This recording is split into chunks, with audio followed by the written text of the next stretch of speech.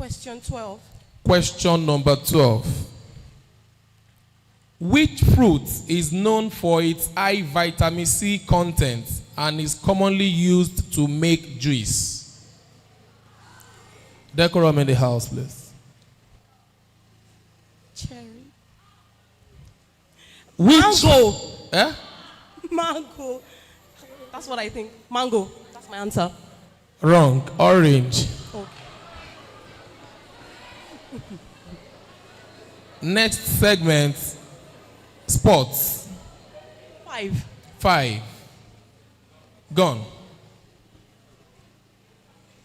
10.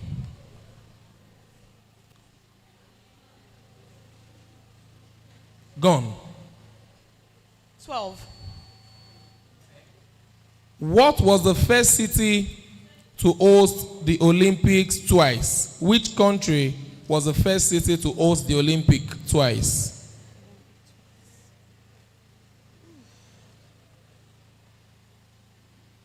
The United Kingdom? No? It's Paris. Thank you. You can have your seat. Please put your hands together for her. All right, next contestant, Olasokanmi Oyewusi. Quickly, because of time. Quickly. All right, general knowledge. 5. 5. The flag of the European Union has how many stars on it? The flag of the European Union has how many stars on it?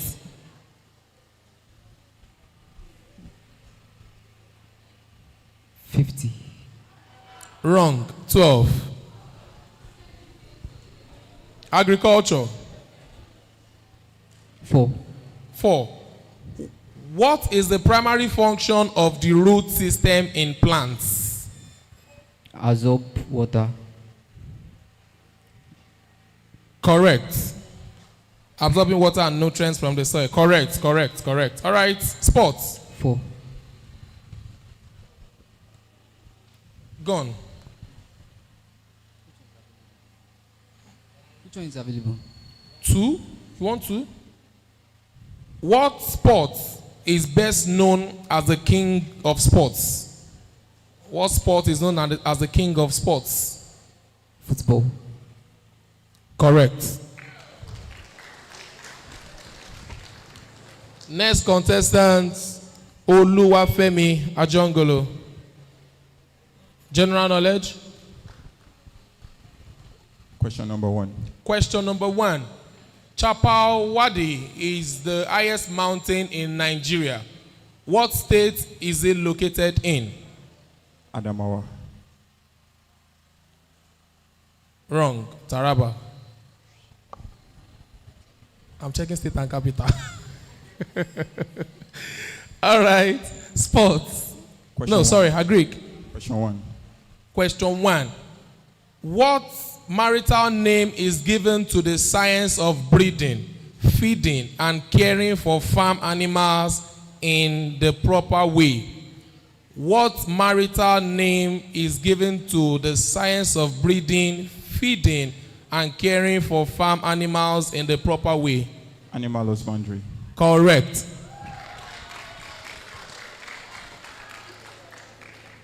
Sports. Question 1.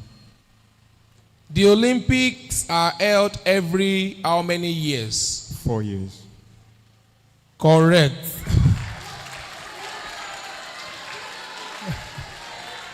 All right. Next contestant, Kabirat Lawa Ashe. General knowledge. Question 8. Question 8. What disease can be caused by the lack of vitamin C? What disease can be caused by the lack of vitamin C? Washoko. Wrong. Scurvy. Agric. Question 11. Question 11. Taken. 8.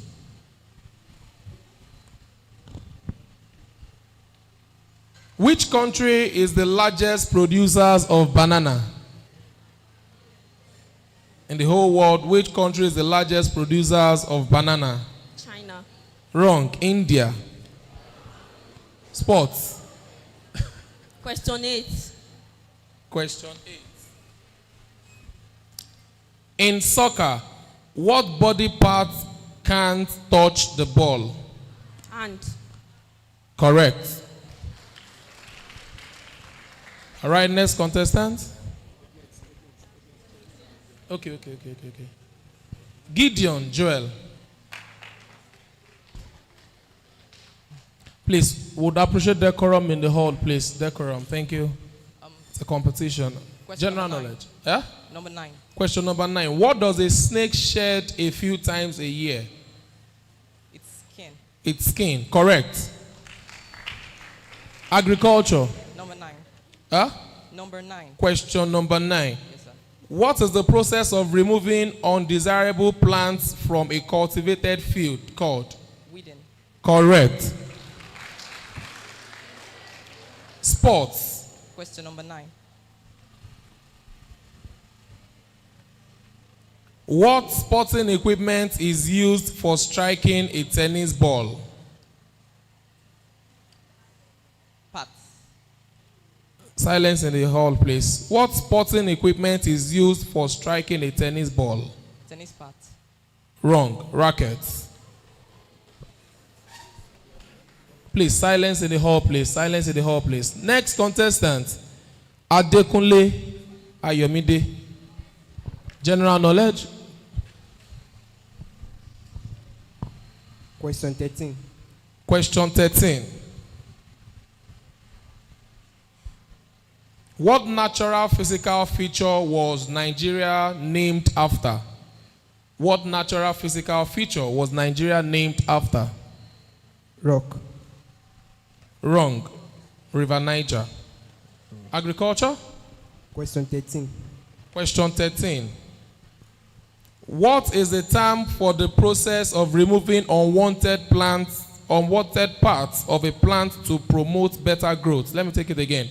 What is the term for the process of removing unwanted parts of a plant to promote better growth?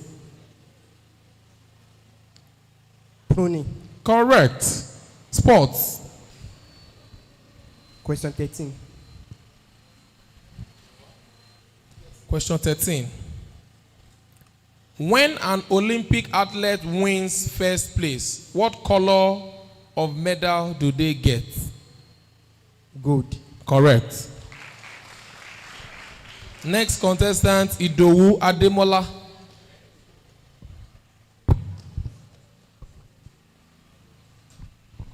All right. Numbers I have. Huh? 11. Can I know the numbers I have? Gone. Can I know the numbers I have? 12. 12, 4, and 3. Number 3. Who is popularly referred to as Maradona in Nigeria?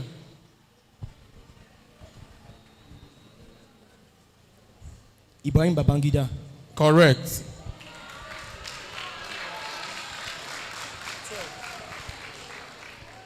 Agriculture. Can I do numbers, please?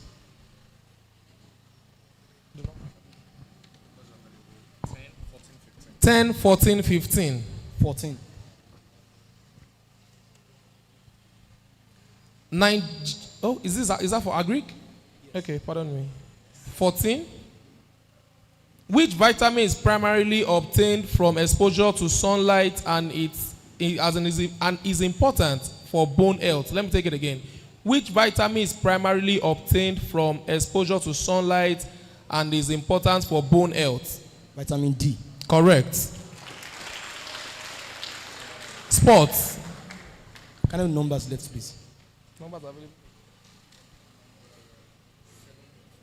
7 and 14. 7. How many players are on a baseball team? 9. Correct.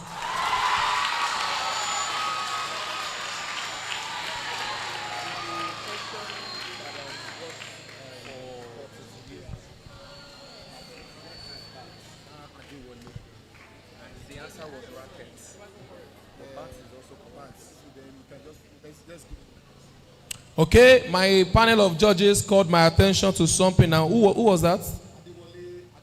Sir? Okay, Adekunle Ayomide. The part where you said bat and racket was here, they said bat also is correct. Who is the person? Gideon. Who? What's the name? Gideon Joel. Gideon Joel. Gideon Joel. The panel of judges just revived 1 point. Huh? Contestant 10. Yes. Joel. No, 10. 10. So he also got the 3. Wow. Appreciate him. Appreciate him. Next contestant. Okay, you were praying the spirit, Abby. Okay. Next contestant is Shola Ebziba. Please put your hands together for her quickly. The numbers available for general knowledge are 4 and 14. 4, 14, and 15. Huh? 14. 14. Nigerians Wole Soyinka, Ben Okiri, and Chino Achebe have all achieved renown in which field? Wole Soyinka, Ben Okiri, Chino Achebe, they have all achieved greatly in what field? Literally arts, like playwriters or literatures. Literature, correct. For agriculture, 7, 10, and 15. 7. What is the average gestation period for a cow? What is the average gestation period for a cow?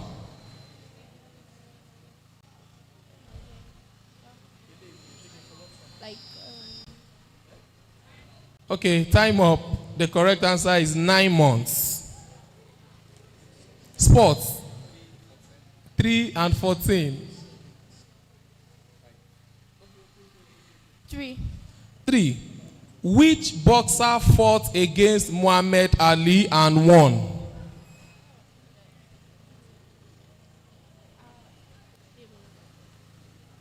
Time up. The correct answer is Joe Frazier. Please put your hands together for her. Thank you. And lastly, for the quiz section, please put your hands together for Abogorin Simeon. Abogorin Simeon. Abogorin Simeon.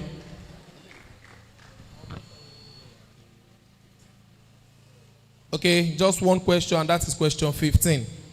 Known for having features that appear like human face, Zuma Rock is situated near what Nigerian city?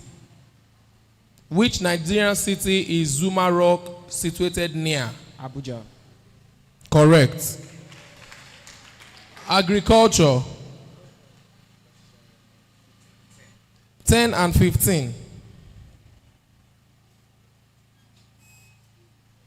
Questions 10 and 15. Okay, 10. 10.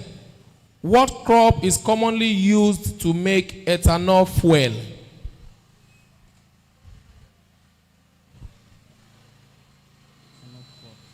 That should be cassava.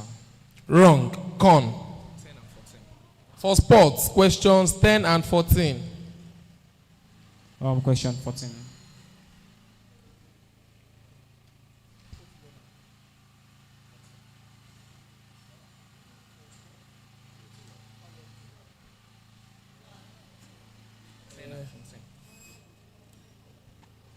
How long is a marathon? How many miles is a marathon? It has been asked before.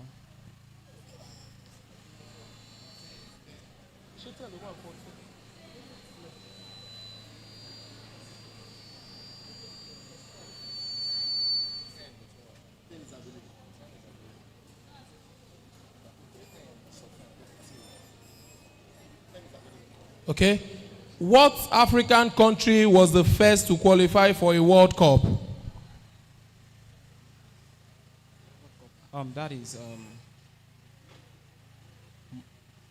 Morocco. Wrong. Egypt. Thank you. With that, we have come to the end of the quiz. Can we appreciate them all? You're not clapping like you mean it. Put your hands together for them. All right, I would like to have the address of the Chief Judge after the quiz segment. Then we go to the main competition with immediate effect.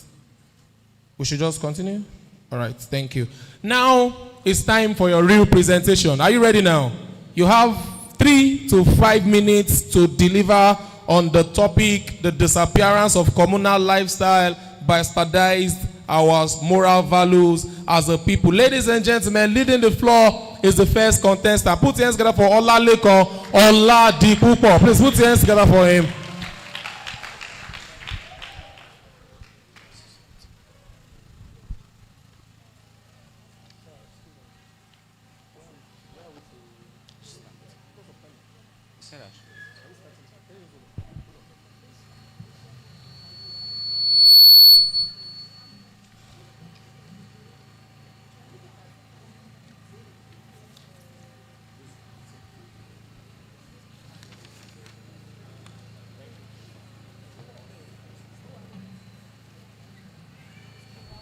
All right, my chief judge asked me to relay this to you. You'll be judged based on your dressing, on your diction, on your speech power, on your content, on your composure. Those are the 5 things you'll be judged on. Your dressing, your diction, your speech power, your content, and composure. Do I have the permission to start now, ma? 3 to 5 minutes. You can use 2 minutes, you can use 3 minutes, but maximum is 5. Your time starts now. Once upon a time, my grandmother told me stories of how during a time anyone could visit anyone at any time. But you see, if I suggest this to my mother now, it's almost a crime. This concept of a communal lifestyle is no longer one that people see as being worthwhile. Rather than commune, humans are almost immune to each other. We are meant to be our brother's keeper, but nowadays it's just, hello, how are you? It's nothing deeper. The concept of a communal lifestyle has disappeared, and it's sad to admit, but our moral values are going away with it. The judges, audience, good day. I am Oladipupo Ramadan Olalekon from the Lagos State University, and I'll be speaking for the topic, the disappearance of communal lifestyle has bastardized our moral values as a people. According to the Oxford Advanced Learners Dictionary, the communal lifestyle is used to define individuals who live together, share resources, values, and show things like compassion, love, and cooperation among one another. This was the type of lifestyle our forefathers lived, where a child could visit his neighbor, have breakfast, lunch, dinner, and sleep over without having to worry about anything because they all lived like one happy family. But sadly, the communal lifestyle has started to disappear and our moral values have experienced a bastardization.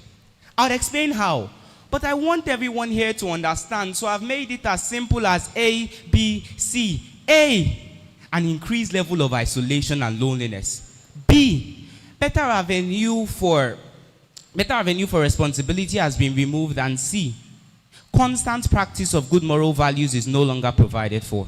To begin with, A, an increased level of isolation and loneliness. People who practice the communal lifestyle get to live like one big family, so they enjoy high levels of positive social interaction.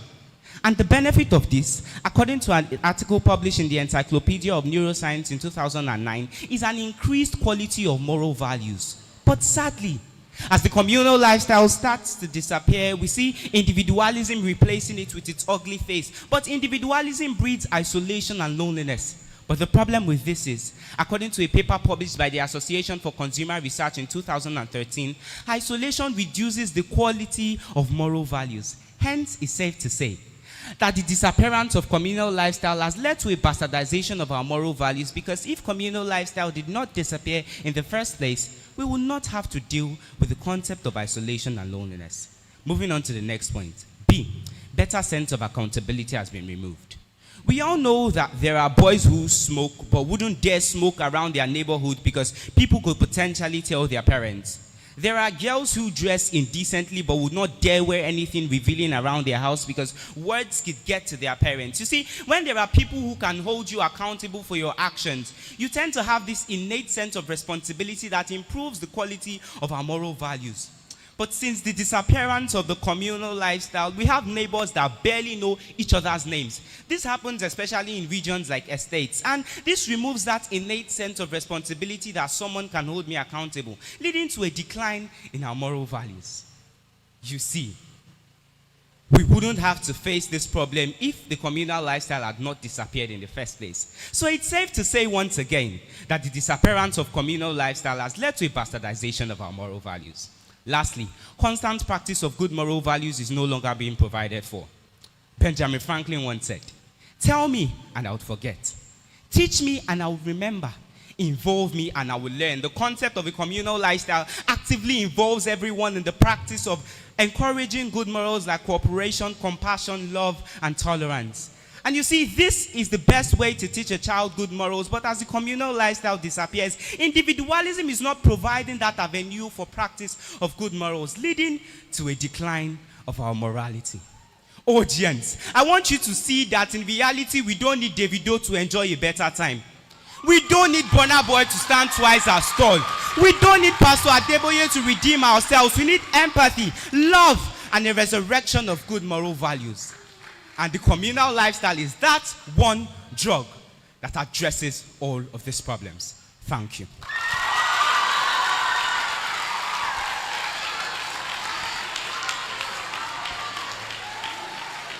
All right.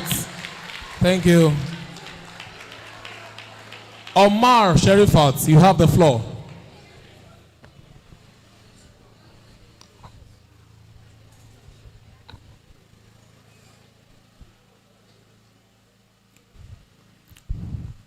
The Yorubas are very wise people. They have a proverb for every incident, be it mediation, respect, warning, everything. No wonder Chinua Achebe described proverbs as the palm oil with which words are eaten. Yoruba bọ̀ wọ́n ní ọ̀gẹ̀dẹ̀ bàjẹ́ ló pọ́n. Ọmọ ṣe nà bí ó lòun ṣe gbajúmọ̀, which loosely means justifying bad behaviors with sentiment. Did you know that in our society today, those who do not support homosexuality are seen as intolerant people? Indecent dressing is fast becoming a lifestyle. Fraudulent people are expected as kings. All of this would not have happened had we not neglected our moral values for Western way of life. Judges, audience, Sherifat Umar is my name. Speaking for the topic, the disappearance of communal lifestyle has bastardized our moral value as a people. And I will be justifying my stance with 3 points. 1, the lack of collective responsibility. 2, the high rate of loneliness and depression. 3, the lack of social accountability. The word communal lifestyle is a way of life where there is love, togetherness in a society. As a people, our value is embedded in the sense of collective responsibility. In the traditional communal settings, people support one another, whether it was in times of celebration or adversity. Agboile Oluode, Agboile Oloshe, kids from various communities wine and dine together. Boju Boju, Ere Oshupa, Ayo Olopon. All these activities foster the spirit of love and togetherness in the society. But today, with the high rate of individualism and the breakdown of communal lifestyle, we found ourselves more focused on our personal success and less concerned about the welfare of others. According to the Nigeria Institute for Social Research, the communities with strong bond reported a 25% lower crime rate compared to communities where individualism is rampant. In our society today, mind your business is the new anthem. Your neighbor's fence is competing with the skyscraper. You can't even know what is happening in their compound until a bad smell leads you to their doorstep, only for you to find out they were murdered a week ago by some robbers who attacked them in the wee hours of the night. Furthermore, the disappearance of communal lifestyle has given rise for isolation and depression. Turning our attention to the mental health, the World Health Organization reported that Nigeria has the highest negative impact of suicide in Nigeria and also ranks 6th globally with over 17,000 lives lost to suicide in 2016. The moral empathy of etiquette is lost forgotten, and our spirit of all man for himself has become the principle. Nami sabi talk pass, Mobad. We butcher people with our words, bully them into silence and call it cruise. We turn a deaf ear when they ask us for help until they slowly drift out of life. And then we raise candlelight for them as if we are not the one who turn off their lights. May their souls rest in peace. Also, another crucial aspect is the lack of social accountability. In the olden days, we see people holding others for their nonsensical conduct, but now people are more isolated, and it is very, very hard for you to caution someone. Imagine a son of the soil, priding that he's engaging in sexual intercourse with the same sex since childhood. An abomination. Judges, audience, ajatio sonu koni gbo fere olode. This means that the stray dog will not hear the hunter's whistle. To avoid this, it is crystal clear that we should hear the clarion call.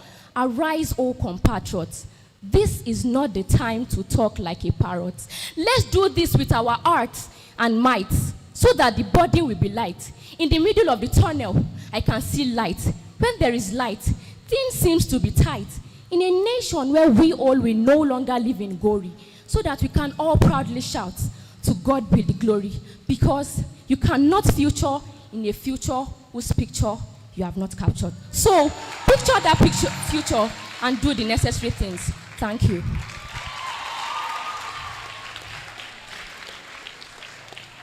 Olawoyin, you have the floor.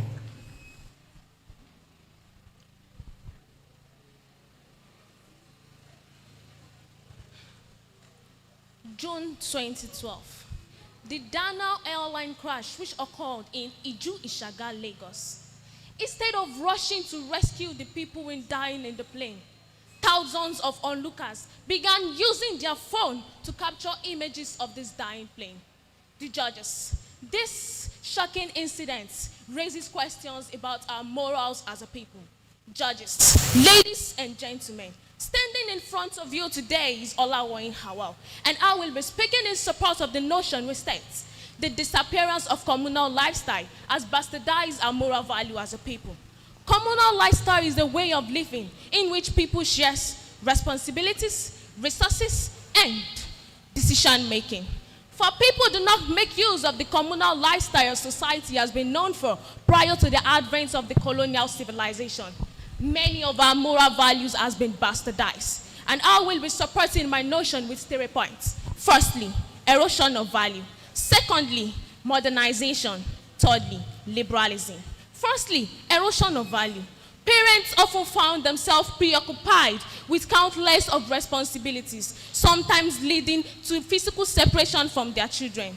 This trend is notably observed due to the increased rate of daycare services. As the child grows, he is short-changed from learning the traditional way of life. He grows in the midst of children from various backgrounds, whose background might be worse than his.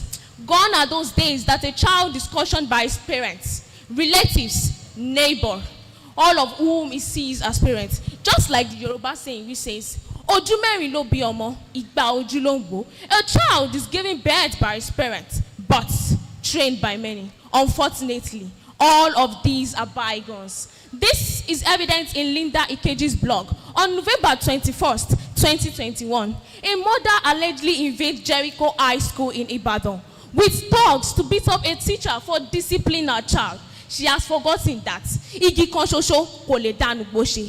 A tree cannot make a forest. Secondly, modernization. Today, the effect of modernization is indicted in the moral crisis plaguing our people. Modernization has led to a shift in societal value to individualism, materialism, and competition. Ọ̀rẹ́ mi ti lówó, mo fẹ́ dàbí ọ̀rẹ́ mi. My friend is rich, I want to be like my friend. Young men who should find dignity in labor now defraud people. They engage in yahoo, ritual killing, corruption, and embezzlement of money in their work of place. Some even go to the extent of killing people to cut body parts in order to sell, showing a complete disregard of human life. Lastly, liberalism. In a world where liberalism prevails, people have the freedom to choose what they want to be and imbibe the culture they want to. This is what makes a moralistic state transmogrify its moralism, all in the name of liberalism to replicate immoral values. Striking a balance between personal liberties and a collective moral values is imperative to an harmonious society. Today, homosexuality, lesbianism, adultery, it is now something that you see on social media that people go and even they congratulate people for doing it. For example, James Brown and Bobrisky. That is where you will hear, "Hello, my darling," on Instagram. And these people are having up to 4.7 million followers. It is very clear that the disappearance of the communal lifestyle has led to an erosion of our moral values. And it is not too late to reinforce and reclaim these values. Thank you. Please put your hands together for her. Going up stage next, put your hands together for Omoleke Akintunde.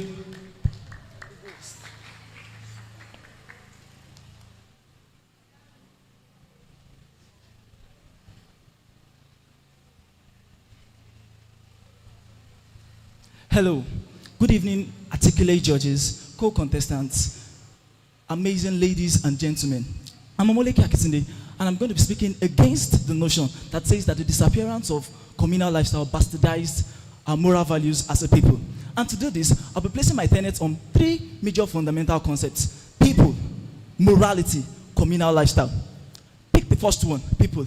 A people refers to a group of individuals or families that live in unity. The problem of our morality is a problem of unity. Anything that affects our unity affects our morality. As Nigerians, even in the context of our society, we cannot claim that our walls are not without cracks. It takes two to tangle, so you know. Prophet Amos even says that can two work together except they be agreed. The issue of unity is one thing that we ought to tackle instead of run along considering the wrong concept that is at fault. Furthermore, morality. Morality stands on the tripod of culture, tradition, and identity. Anything that affects culture, tradition, and identity affects morality. The two most important factors that affect our culture and our tradition are social media and modernization. Now, I beg to tell you that social media is only a natural playground. Garbage in, garbage out. What do I mean? Let's take a practical illustration. Pick your YouTube app and begin to scroll pornographic pictures, videos, sex tapes, and so on. Do that for 3 days. Come back in 7 days. It's going to bring recommendations of videos in similar manner to you. Do the contrary with religious tapes, sermons, and messages, and you realize that the opposite is the effect.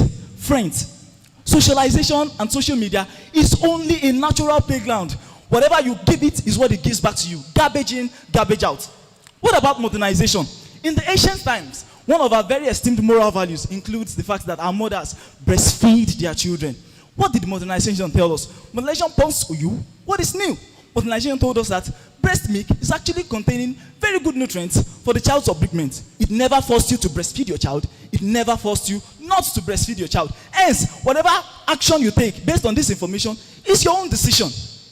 On the contrary, what about female genital mutilation? I mean female circumcision. Have you heard about how detestable it is? And even the killing of twins. The person, major enough, who supported my standing right here, is a twin. If not for the effect of modernization on all of this, where would we have been today? Before we talk about moral values, let's first talk about survival. Anything that affects our survival affects our morals. How do you talk about moral values? In a community or a society where the youth are massacred and battered, and the young ones, children and elders, are scattered along indispensable people camps all around. You are speaking about morals. They are feigning for survival until we tackle the problem of our survival. And this has nothing to do with the gatherings of communal lifestyle. Finally, on the subject matter of communal lifestyle, I beg to tell you that communal lifestyle exists where there is a community. A community exists where there is communion. And communion of like minds gives birth to a lifestyle. Traditional communal gatherings is the one that is restricted to geographical locations. But I bet you that virtual and social community also exists. And they are even having far more greater effects than the traditional communal settings that we have. Blame humanity for its use of all of these tools. These are tools for humanity. The moment humanity makes these tools their sort of blame game, then we make humanity tools in the hand of these tools to be tossed and hauled around, to and fro. In conclusion, do not blame the disappearance of communal lifestyle for the bastardization of our moral health. What should you blame? Blame our lack of unity that has failed the consolidation of our moral integrity. Blame the inability of humans to neglect power, wealth, and influence at the detriment of their moral values. What else should you blame? Blame our inability to harness the volatile yet beneficial effects of social media and modernization. And beyond the blame game, brethren, there's a better way. Let us abandon destructive and unproductive uniformity. Let us embrace the tenets of beneficial moral etiquette. Fellow Nigerians, shall we? Thank you. Fatia Akinlabi, you have the floor.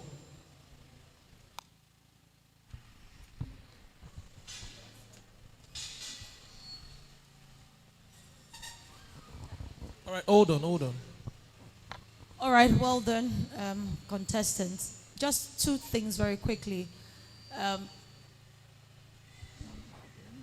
Clarity is of utmost importance in this competition, and the way you hold your microphones really matters. So we've been having a lot of and it's not helping our eardrum, so you may want to watch that. And secondly is just be sure of what you're saying, because we don't want to hear that you're against and then your content is saying Communal is good and then it is not good. Like, just let us know where you are. Just a tip to help one or two people. Thank you. All right, you have the floor. If I am to describe myself, I would say, okay, I am from Latosa, a place where bravery is our ancestor, is our arsenal. But, apologies to the people that do not understand Yoruba. I am Fatia Akinlabi. And this is how I have been brought up, to always remember where I am from. And to always stand for what, and to always represent where I stand from. I could remember while growing up the Auntie Tower, my uncle's wife would spank me on the back when I failed to greet her the appropriate Yoruba way. That is by kneeling with my two legs. And I cannot even spank my own younger sister, because after all, she calls me by my name, Fatia. Communal lifestyle has given us a sense of responsibility, a sense of duty to our community, and an accountability to promoting moral values. Wow. Wow. Wow. Okay. It all started in 1958 when Chinua Achebe saw the abominable religion falling among our generation, when a man can leave his father and his brothers and turn his backs at them like an hunter's dog that turned his back at his master. Today, we now give prostitution classified names and call it hook-up, and moral decadence is coming in various ways, so that in cyber fraud, well, our youths now think and they claim to be collecting the lost funds of their ancestors from their colonial masters. Our moral values have been bastardized. Okay.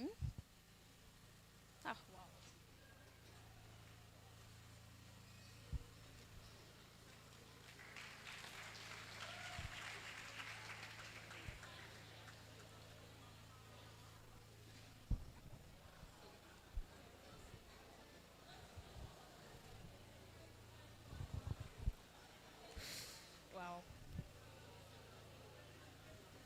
Okay. According to the WHO, nearly 1 billion people are suffering from a mental health disorder. This number is worrisome, but what is more worrisome is that 1 in 7 teenagers are suffering from these mental health disorders. Well, it is fine.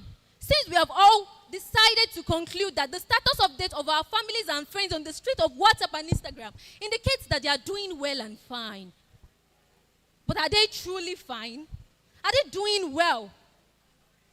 The heterogeneity of communal lifestyle, as the antagonist may say, that it's a natural source of conflict, misunderstanding, and rivalry. But I strongly believe that this can be a platform for us to navigate our differences and resolve our dispute, thereby strengthening the brotherhood.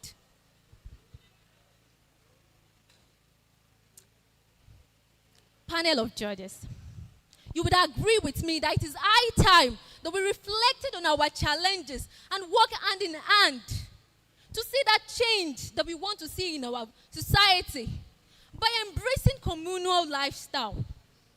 Ladies and gentlemen, let us work hand in hand to create a sane and morally upright society by also embracing communal lifestyle. And together, we can dream and thrive. Thank you.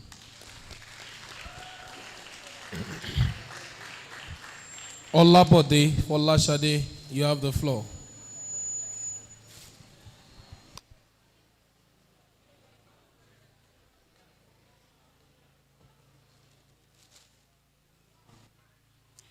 All right, hold on, please, to the audience, decorum. Thank you. This is a very good example of one of our numerous communal lifestyles.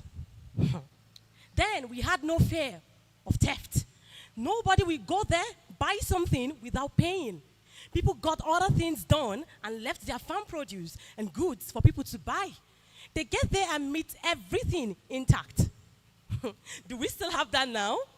I bet with you that if anybody tries that now, that person is definitely trying to break the world record of the longest cry. Good day to the panel of adjudicators, the honorable members of this house, my friends in this competition. My name is Olabode Folashade Victoria. And of course, the topic before me is the disappearance of communal lifestyle has bastardized our moral values as people. When I was preparing for this competition, I asked myself first, has it really bastardized our moral values? My answer is yes.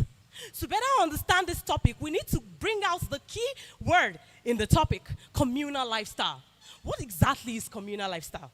It refers to the group of people living together in a commune and also their relations with one another.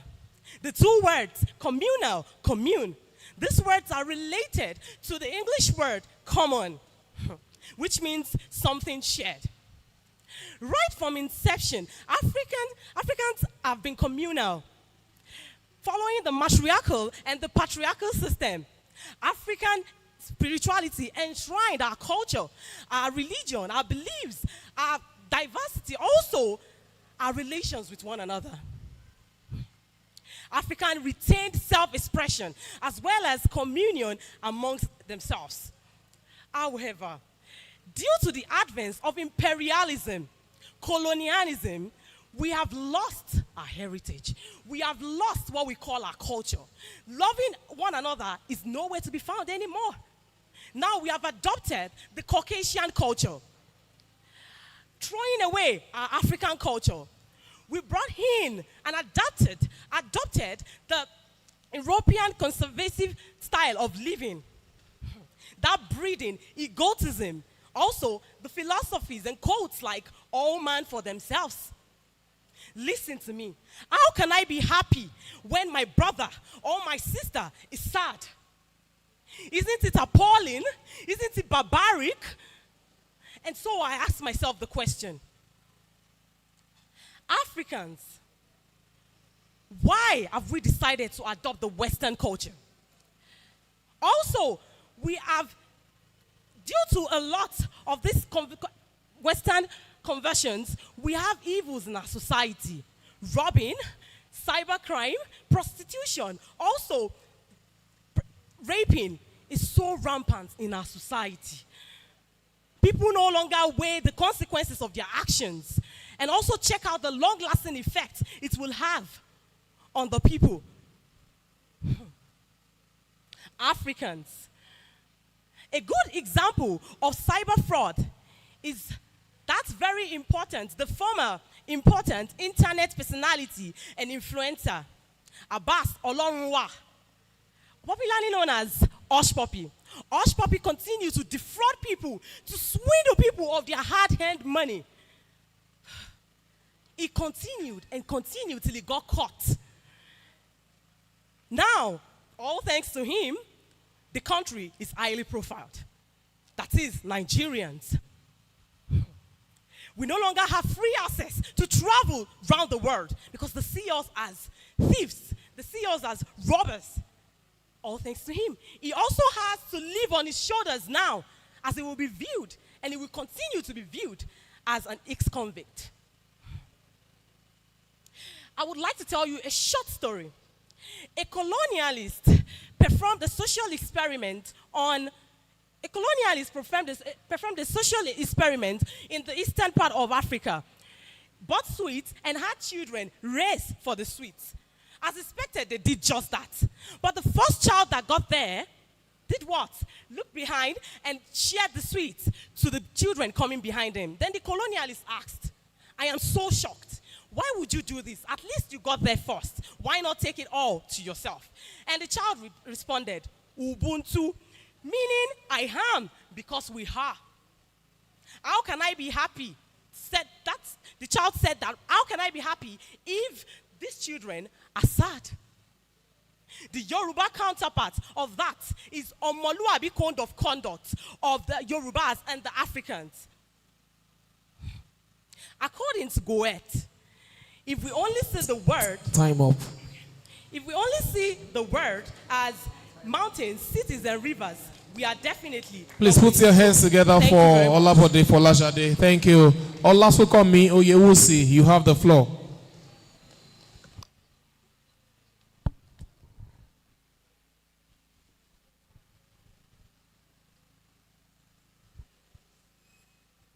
Embracing new ideas doesn't mean ignoring traditional values.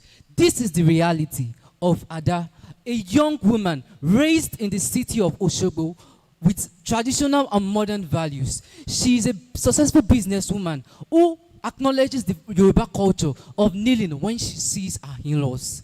Well, I will not be too thoughtless and ill-mannered to forget my manners, which is why I would like to acknowledge the presence of the conveners, the panel of judges, accurate timekeeper, esteemed debaters, and doubting audience. Standing before you is Olasukomi Oyewusi, a student from the prestigious Ladoke Akintola University of Technology, and I'm here to bring and lay my claim against the topic, the disappearance of communal lifestyle bastardize our moral values as a people.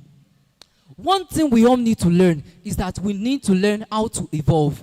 Modernization has taught us tolerance and acceptance as it seeks to unite people of different perspectives. The topic of today is like a cinema, and I'll be introducing 3 main actors to support my argument and my claim. Firstly, communal lifestyle brings about conflict. Second, communal lifestyle promotes traditional gender roles, which is against the Sustainable Development Goals 5. That's gender equality.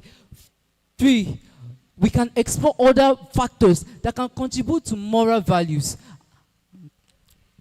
Let me say this and lay a premise for my audiences. We all know that a coin has 2 sides, the pros and its cons. Should we, because of the little effects of communal lifestyle, overlook the endless possibilities such as the upbringing, the religious organizations, and lots more? To start with, communal lifestyle can limit individuals and promote conflict. We all know this saying, ladies and gentlemen, bring back our girls. Who can relate with me?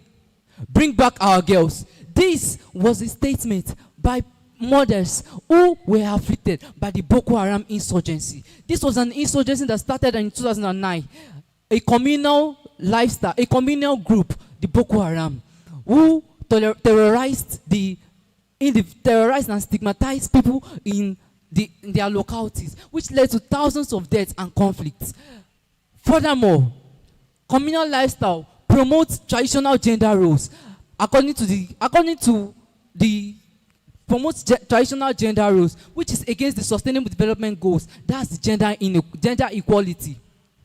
According a report published by the Punch newspaper on the 16th of October 2021, stated that by the former Minister of Women Affairs, Pauline Talin, said that Nigeria ranks as one of the countries with a high rate of female genital mutilation. This is a form of gender inequality.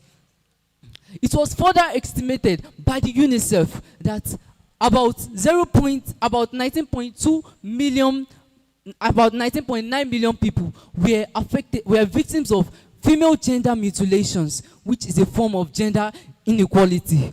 You can see a young woman.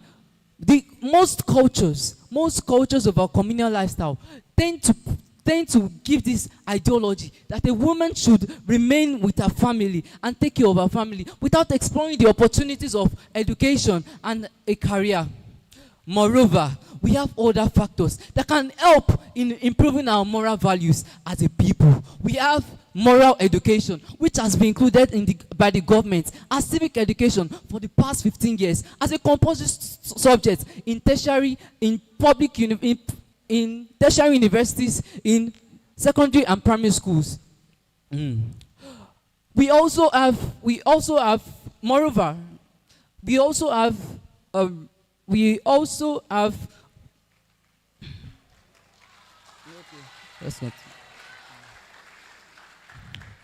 it is so sad that a counterpoint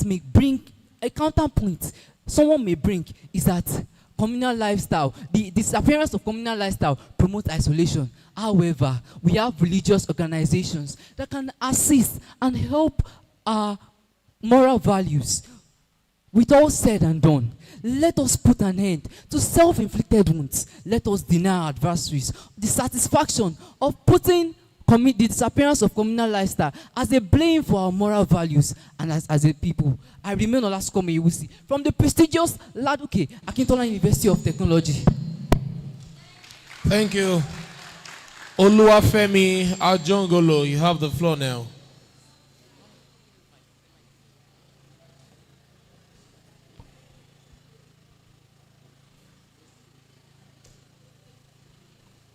Yes.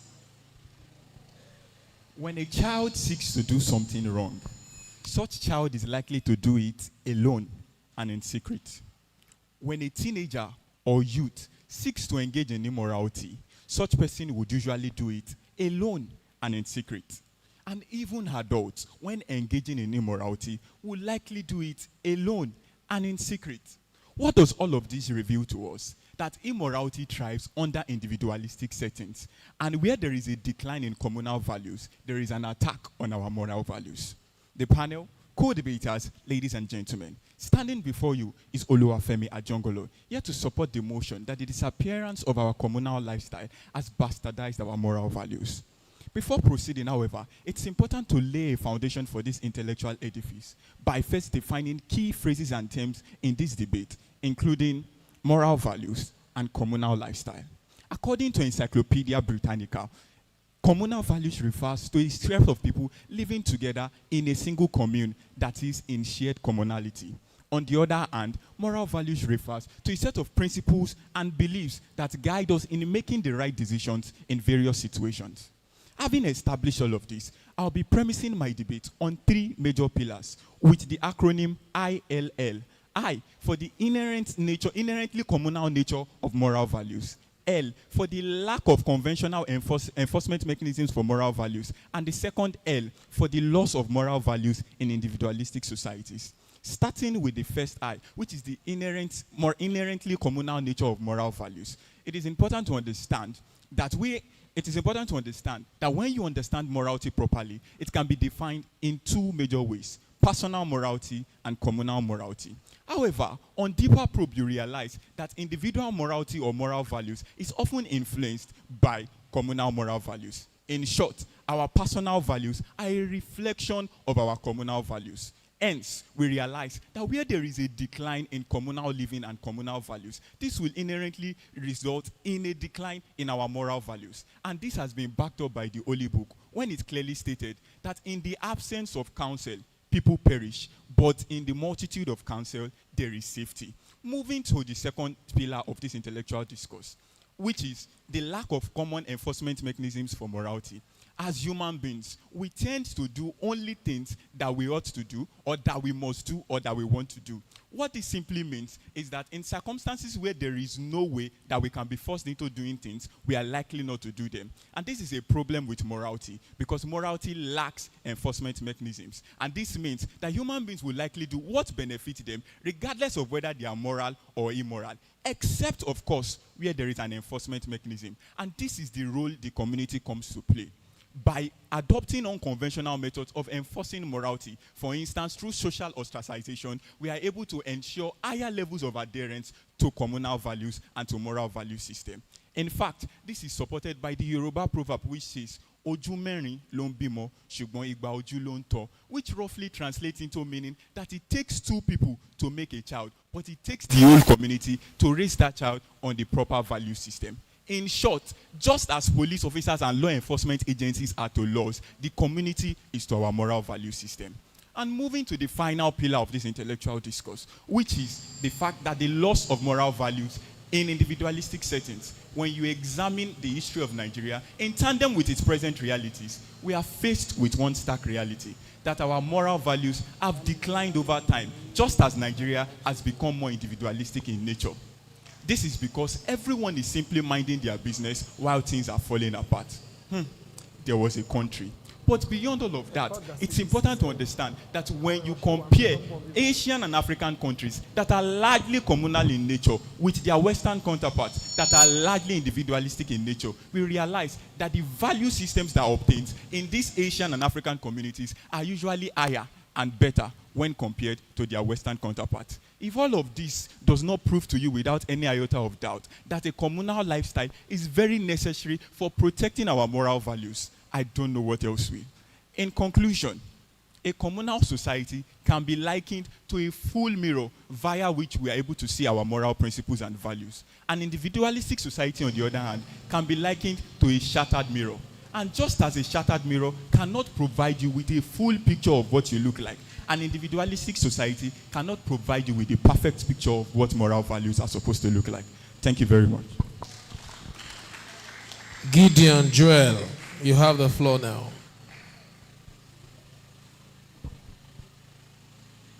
I sent a message to him on WhatsApp already.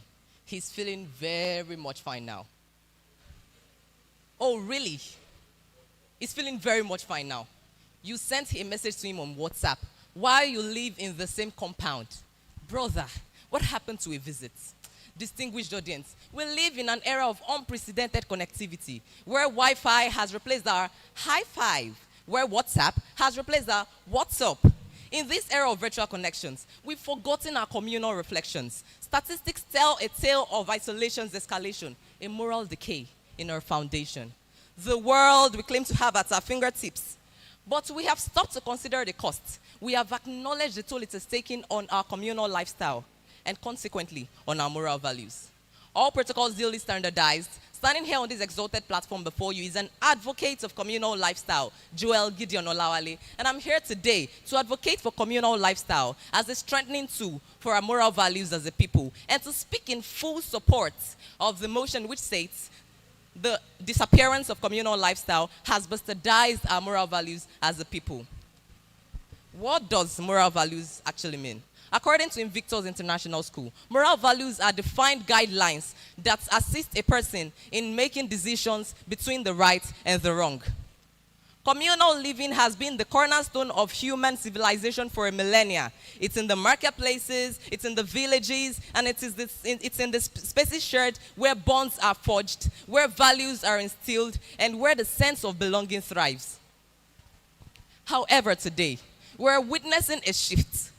We're witnessing a disappearance in our communal lifestyle and replaced by virtual connections and screen-based interactions. This has resulted into the breakdown of tightly knit communities like families. And the consequence of this is on our moral values as a people. In addition, the disappearance of communal lifestyle has affected our value of empathy. We live in a world where screens reign supreme, where likes replace heartfelt beam. Emojis are the new tools we use to communicate our full-fledged laughter and glees. It's time for us to reawaken our communal scheme. This has really affected our moral values as a people and has taken away our sense of responsibility and duty.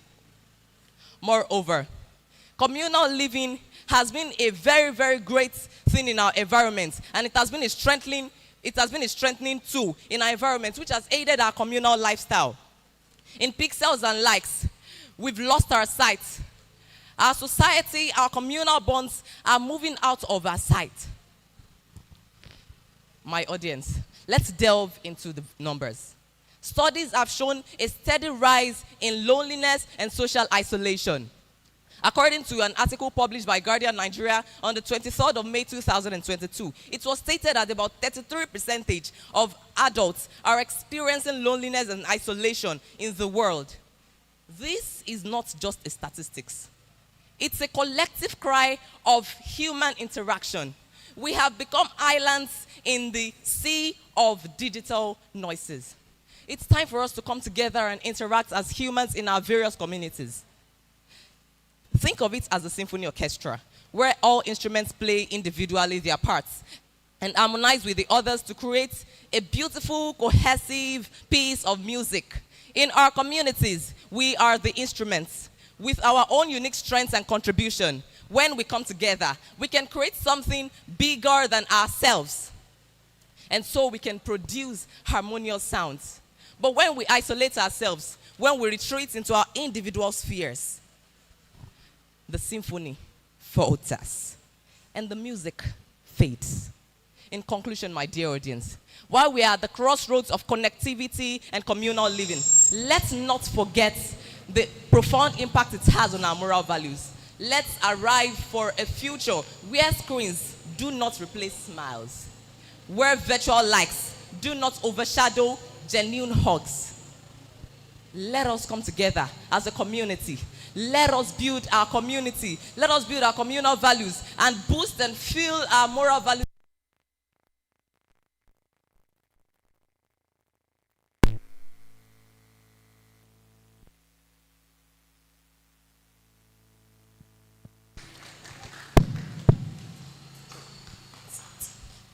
In so doing, we can realize the major essence of our humanity. I remain Advocate Joel Gideon Olawale. Thank you so much. Adekunle Ayomide, you have the floor.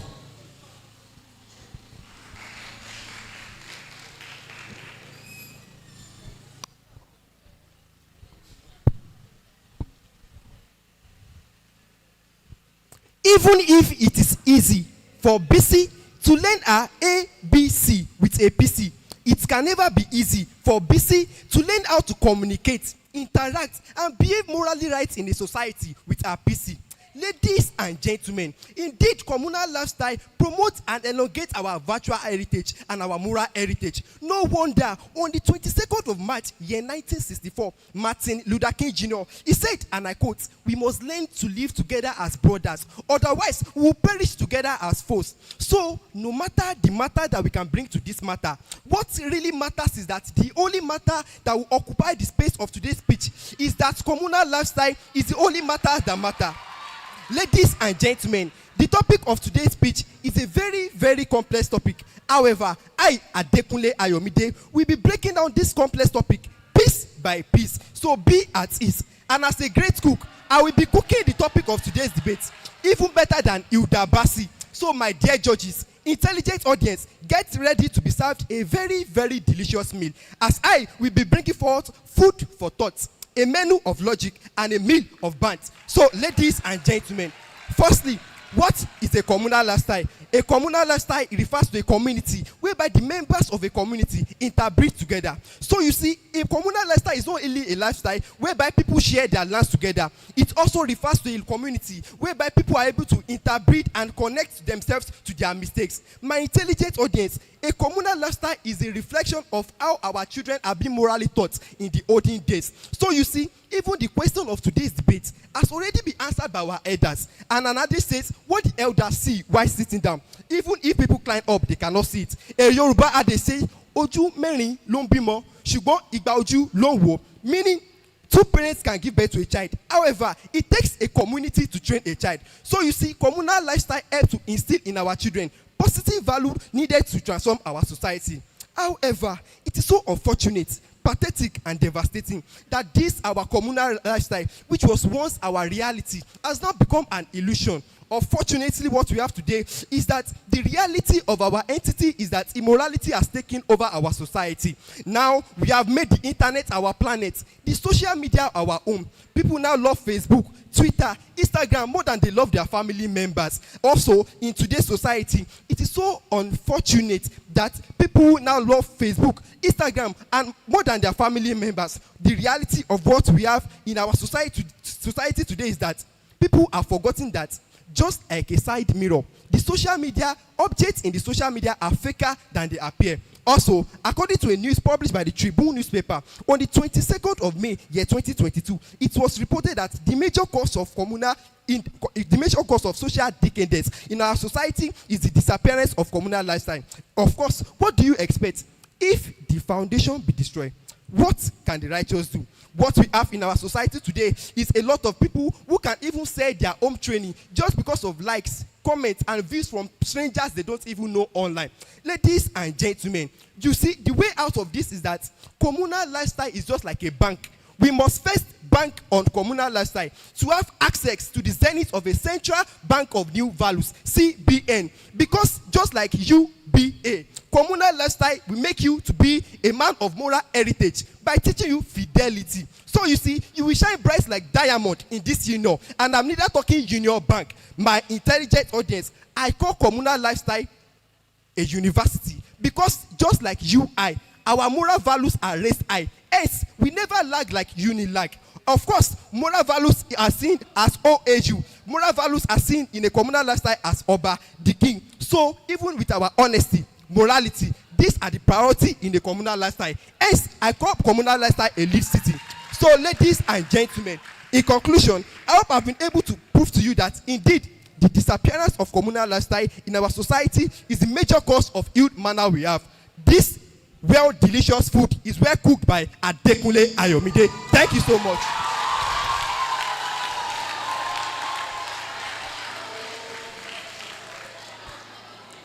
Idowu Ademola, you have the floor.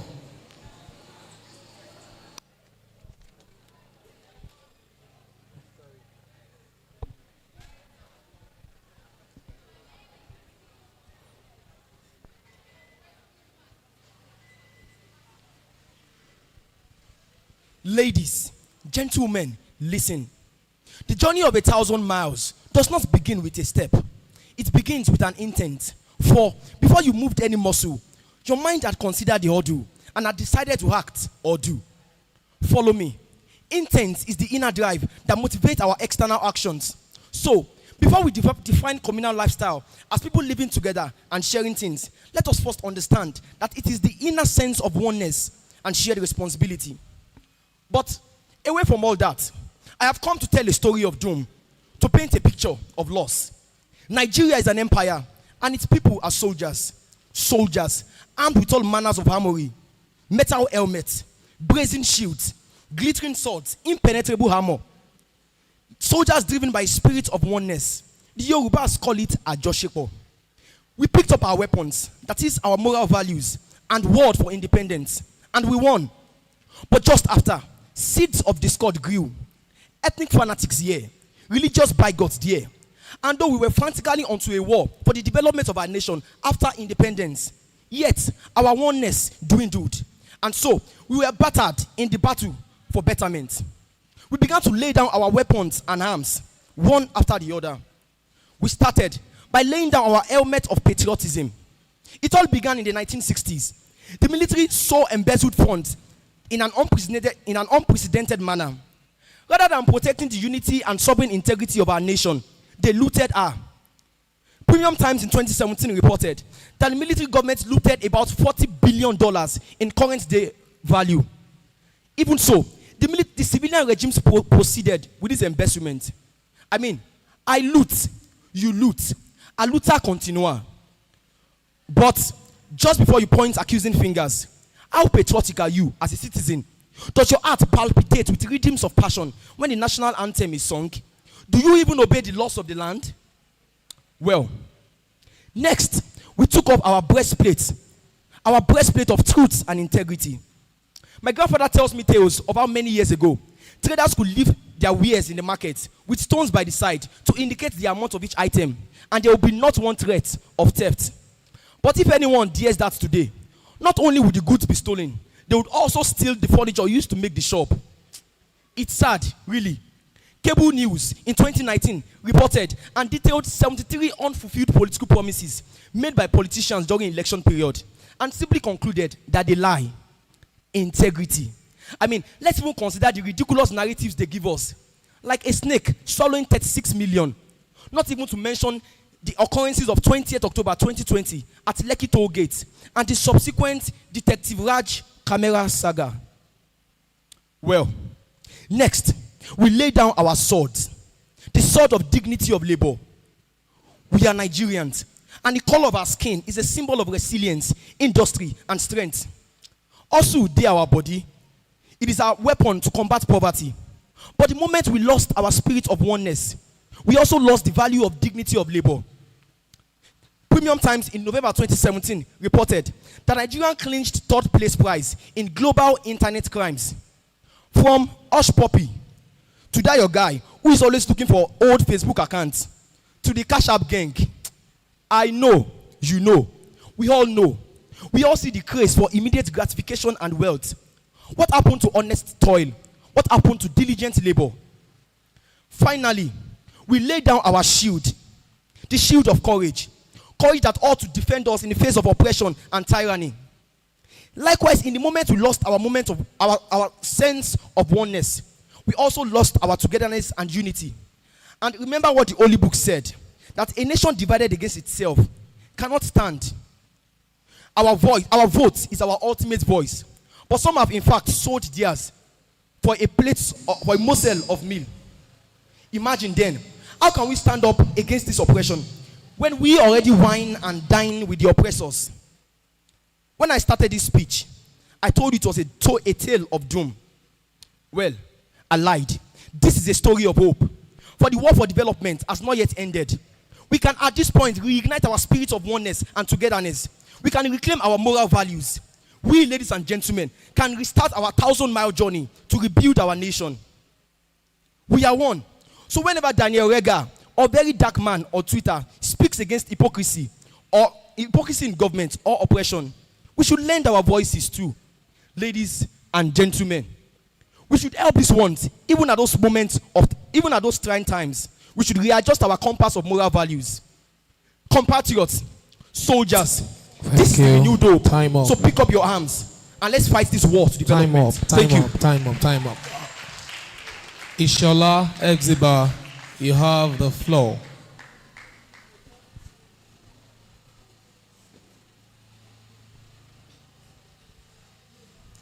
Good afternoon, ladies and gentlemen, esteemed judges, and my respected opponents. Standing in front of you is Ishola Efsiba Oluwatoyin, and I'm here to speak for the notion which says the disappearance of communal lifestyle has bastardized our moral values as a people.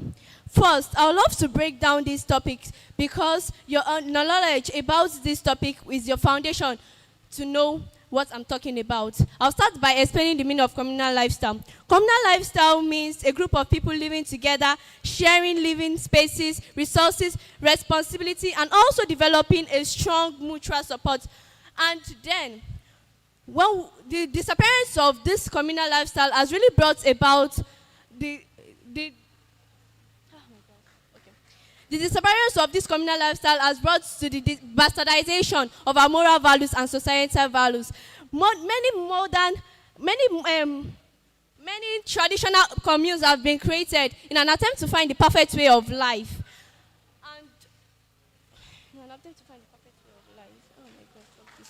Okay. All right. So bastardize. Bastardizing the moral values simply means to corrupt the base and to devalue them. So now back to the topic in form of a question. Has the disappearance of communal lifestyle really brought about the bastardization of our moral values as a people? In my own opinion, yes, it has. It has indeed bring about the bastardization of our moral values. And I will be supporting my opinions with 3 major points, which is 1, the decrease in the empathy and understanding. 2, the loss of cultural tradition among us. 3, and the development of fundamental community. And I hope at the end you'll be able to view this situation from my point of view. First, starting on the note that it has brought about the decrease in empathy and understanding. Communal living really helps in bringing us together, sharing one another's thoughts, and helping us to improve our sense of mutual support. But most of us, now, we don't have tolerance for one another. When we see especially an Hausan man, we'll be like, wow, this man is really irritating me. I can't stand beside him. That's why communal lifestyle is there, to help us to learn how to tolerate one another. But instead, we say that an Hausan man, you can't stand beside me. Who told you that he can't be intelligent? He can't be successful? At least we have Alinko Dangote there. What about him? Seriously. All right, that brings me to my next point, which says it has led to the loss of our cultural traditions. And communal lifestyle is actually what makes us to practice our culture. And it is what makes us to remember and to pass on to our generations that this is what we do in the olden days. At least there we have folk days in the night. We have plays we all play when we were a child. But where are they now? They are all gone. Most of us here don't even have a memory of all that. So I really think communal lifestyle should really be brought back. Next, I'll go to the 3rd point, which is it has bring about the development of a fragmented community, a community without unity. How can that be? Like, we are meant to live together, and that's because we actually don't interact with each other. We don't talk to each other. We don't even know about one another. Our neighbors are there. We don't know them. Everything just has to be like that. Why? And so that brings me to this point. I want all of us to know that morality is actually the very foundation of humanity. Without morality, we are like nothing. And that's it. In different regions of Nigeria, we all experience this effect of the disappearance of communal lifestyle. But we have to know that it all brings us back to our moral values being bastardized. And that brings me to this point, the importance of morality. A man loses it all. A man loses little when he loses his wealth. A man loses more when he loses his wealth. But there is one thing that if he loses, it will make him fall. Morality. For if he loses that, he loses it all. Morality is the very foundation of our humanity. Without it, the society will inevitably sink into insanity. Where would we be without morality in our society? Are we going to be in a society? Are we going to be mindless animals with hearts so blind? Will we still have kindness and compassion within, or will we simply live a reckless life of crimes and sin? Without a sense of morality, mankind would be lost. For the disappearance of morality,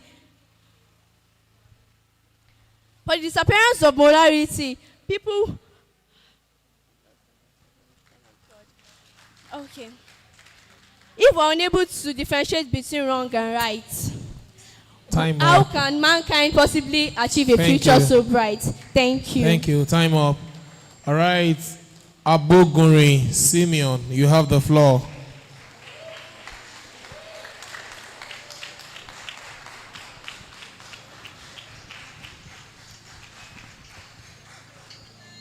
Distinguished audience, to start with, I would like to approach the meal of this public speaking from the very slender portion of the podium. So please join me as we embark on an adventureful journey to determining the inferential semantics of this topic as it hinges on the credence and credibility of metafunction, ideation, and linguistic stylistics. Okay, according to invictus.school.edu.kh, moral values are regarded as guidelines that assist individuals or group of people in deciding between the wrong and the right in order to create a fair, a just, and an honest relationship and judgment in his daily life. While on the other hand, according to Britannica explains communal lifestyle as the way of living in which a person or group of people share resources, responsibilities, and living spaces in an interdependent manner or in a cooperative manner.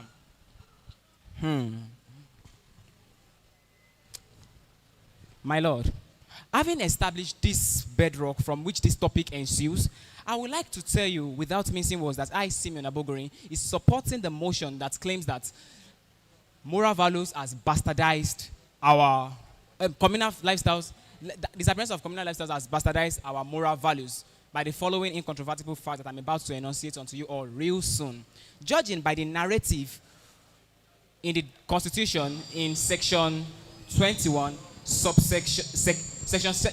chapter 2, section 21, subsection, sorry, please, let me take that again. Chapter 2, section 17, subsection 3, paragraph H of the Nigerian Constitution. It says that the state shall direct its policies in accordance or towards the building, towards the promotion and evolution of family life.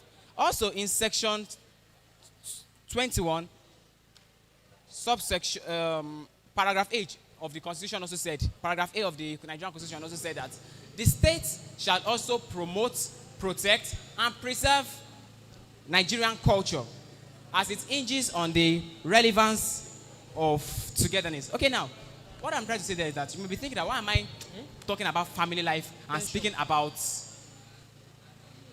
Nigerian culture? It's because family is the smallest unit of a society, and the aggregation of a family gives rise to a society. Aggregation of a society gives rise to a community. Aggregation of a community gives rise to a province. Aggregation of a province gives rise to a state. Aggregation of a state gives rise to a region. Aggregation of a region gives rise to a country. Aggregation of a country gives rise to a continent, and the aggregation of the continent gives rise to the universe. So now, if there's a putrefaction within the family level, there will be a it means that the position or the organogram of the universe is actually in a precarious situation. Why did I say so? We will say that in present generation, when parents speak to their children or when they try to bring up their children and the child is not well taught, oftentimes it's because of the indifference that the whole society has shown about it. If a father is correcting a child and the mother did not support, the mother did not join in the community of the upbringing, oftentimes the moral about to be passed on to the child is not having any effect. So now, culture, they say, is the total way of life of people, but can I tell you that an integral part of culture is moral values? And if a culture is ripped of its moral values, definitely its existential relevance is questionable. We can see in current generation that we can talk to a little kid and the child will tell you straight to your face, leave me alone. Like if you are correcting a child on an excess, the child can say to your face, leave me alone, you are not my father. And that's why children that are not well bred, sons that are not well bred by fathers may not go further. And daughters that fail to be well trained by a mother can be easily murdered. That's why you see that in generations today, you see your friend, that your WhatsApp guy, that's your guy that is looking for an old Facebook account. The reason being that there is this level of infiltration into our standards as a result of the disappearance of communal lifestyle. My grandma once told me that then, when they were small in a village, that a parent of another child can parent your child very well. What do I mean by that? It says that if a child is going the wrong way, a parent can bring them together because there is this compassion for another child. You see another child as your child. But in our current generation, every parent just wants his own child to be successful, and other children, they are walking in the aisle of doom. So if your child is successful and you fail to help other children, those other children you fail to help will destroy your child. That's the fact. So thank you very much. My name remains Simeon. Thank you. Please put your hands together for all the contestants. And with that,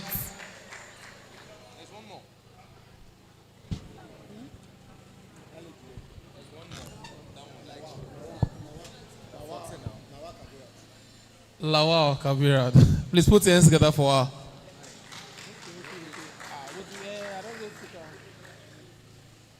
Good afternoon, distinguished judges, audience, co-contestants. My name is Lawal Kabirat, and I'm here this afternoon to speak on the notion that states that the disappearance of communal lifestyle bastardizes our moral values as a people. Ladies and gentlemen, gather round and let's embark on a thought-provoking journey into the heart of society change. Today, we delve into a topic that spark and ignite fiery debate and stir up deep emotions: the disappearance of communal lifestyle and its effect on our morals as a people. Brace yourself for a captivating exploration of how the fabric of our society has shifted, and thus leaving us to a profound question. Indeed, as the disappearance of communal lifestyle undermine our sense of right and wrong, we need to understand that communal lifestyle has to do with an association of close-knitted communities who shared responsibility, values, amidst one another. Individuals rely on each other for support, cooperation, and moral guidance. Communal values provides for us a foundation on which instilling and reinforcing of moral values are done. However, we need to understand that as our society is evolving, our moral values are declining. What caused this? Some factors such as urbanization, individualism, advancement of technology have shifted these dynamics, and as such, it has turned the fabric of our morals to become mere rag. One of the consequences of the disappearance of communal lifestyle is the erosion of social cohesion. We now live in individualistic society, where individuals often prioritize personal goals, success, and achievement, rather than the whole community well-being. We now live in a society whereby this is my success. Do not associate it with the community I belong to. See what has become of us. Furthermore, communal lifestyle provides an avenue for moral development through social learning and collective norms. Gone were the days when positive role model that has shared value and that can be held accountable are in the position of authority. But recently, I'm going to link this particular one to a popular Yoruba adage that says, "Ba mi no mo mi, ko denu olomo." As much as our parents do not want another person chastising us, the moment they realize we are wrong, they will do more of punishment for us. But now we live in a society of touch my child and be ready to face the wrath of the law. Even small children, where their first learning ground is the school, they now have no beating policy. See what has become of us. Furthermore, in our society, we need to understand that moral values are subjective to different communities. What is morally accepted in this community can be abominable and totally unaccepted in another community. Why is it like this? We have people that live in utter climate, putting on body-revealing clothes because of the situation they find themselves. How much more do you want to put someone that lives in a place like Nigeria, a sinner climb, with normal climate condition, putting on that same cloth? When they want to justify it, they will say, we have evidences all around. Look at social media. It has brought this immorality more closer than we can ever imagine. All these claims are scattered around, and they've backed the point that moral values has left as a disappearance of community lifestyle. We all want to stay woke. Isn't that the way it is now? And we need to understand that as much as our society is evolving, we need to know that we only have to embrace the progress it brings forth, not the moral values that is declining. And thus, I want to leave us with this. Let us reshape our society in such a way that the concept of human will forever be human and not animals. Thank you. Thank you very much. With that, we have come to the end of the first session. Can we please appreciate all the contestants? Can you please put your hands together for them like a minute? And online, the Honorable Minister. Okay, now 7 of you will be going to the next round. And this is the moment of truth now. 8 persons will be disqualified now. Then 7 would go to the next round. All right, now the Honorable Special Assistant to the Governor on Culture and Tourism, who is watching online. Permit me to state that this event is being streamed globally. So he's watching with us online. and he has piqued interest in Adekunle Ayomide. Who is that? Yeah. So whether you win or you don't win, you have a huge cash prize from the Honorable Commissioner for Culture and Tourism in person of Honorable Temitope Anjorin. So he just reached out to me online that he piqued interest in your presentation. Irrespective of the results, you have a financial reward from the Honorable Special Advisor to the Governor on Culture and Tourism. That does not mean, it does not mean that, can you? All right, so thank you very much, Honorable S.A., for that. At this point, while the judges are working on collating the results, we'll move quickly to the part where we have presentation from the secondary schools here present. We have a few of them in our midst. But before then, part of the semi-finalist who is here with us would like to say one or two things for the next few minutes. So please put your hands together for Isaac Ayomide for the next 2 minutes to say something on this topic. Isaac Ayomide. Please put your hands together for her. She's one of our contestants, but she did not make it to the grand finale, but she's one of our semi-final. Can you appreciate her one more time? Can you appreciate her well? So you have 2 minutes. Thank you so much to the organizers and to the judges. Thank you for the opportunity. So in the next few minutes, I would like to address what they all did not address about the disappearance of the communal value. It affects something called the conflict resolution. I will be supporting that it bastardize our moral values in the sense that it affects the conflict resolution. I remember some times ago when my grandma called me just because I came home and reported someone who corrected me for my dressing. She chastised me and said that was wrong. And they told me about a story of their old age comparing to our own generation, tag the Gen Z generation. And then she said, during the whole days, she's chastising me means she loves me and then she cares about me because you won't correct who you don't love. And then the conflict resolution of a thing seems in a society where there is unity, then you'll be able to correct and then to resolve disputes amidst everyone. She talked about when Baba Fadekemi overpassed this boundary and went to Baba Iwatomi's farm just to plant some seeds. And then that turns to a trait. Baba Iwatomi threatened Baba Fadekemi that he was going to harvest the crops just because it was on his farmland. The community came together and resolved this issue just because they don't want any disputes or unresolved disputes amidst them. That reminds me of an adage that said, Bogiri obalanu, alanda ole wole. When there is unity in a community, then apparently everything is settled. So let us do well and embrace any correction amidst us. Thank you so much. One more time, please put your hands together for her. Thank you. Thank you so very much. Now, the judges are working on collating the results. 7 persons will scale to the next level. 7 persons would have to. Yes, that's it. All right, we have some secondary school persons in our midst who will be presenting for the next 1-2 minutes. And to start with, permit me to bring to the microphone students from Kings and Queens. Please put your hands together for Isheunwa Mercy. Can you appreciate her?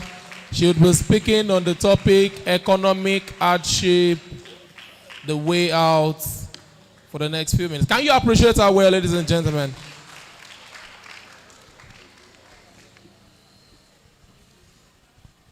Economic hardship is a word that rings a bell because it describes the current situation Nigerians are facing presently. Economic hardship is when you are unable to afford basic living expenses such as food, housing, clothing, childcare, child support, to mention a few. Life in this world is becoming a living hell.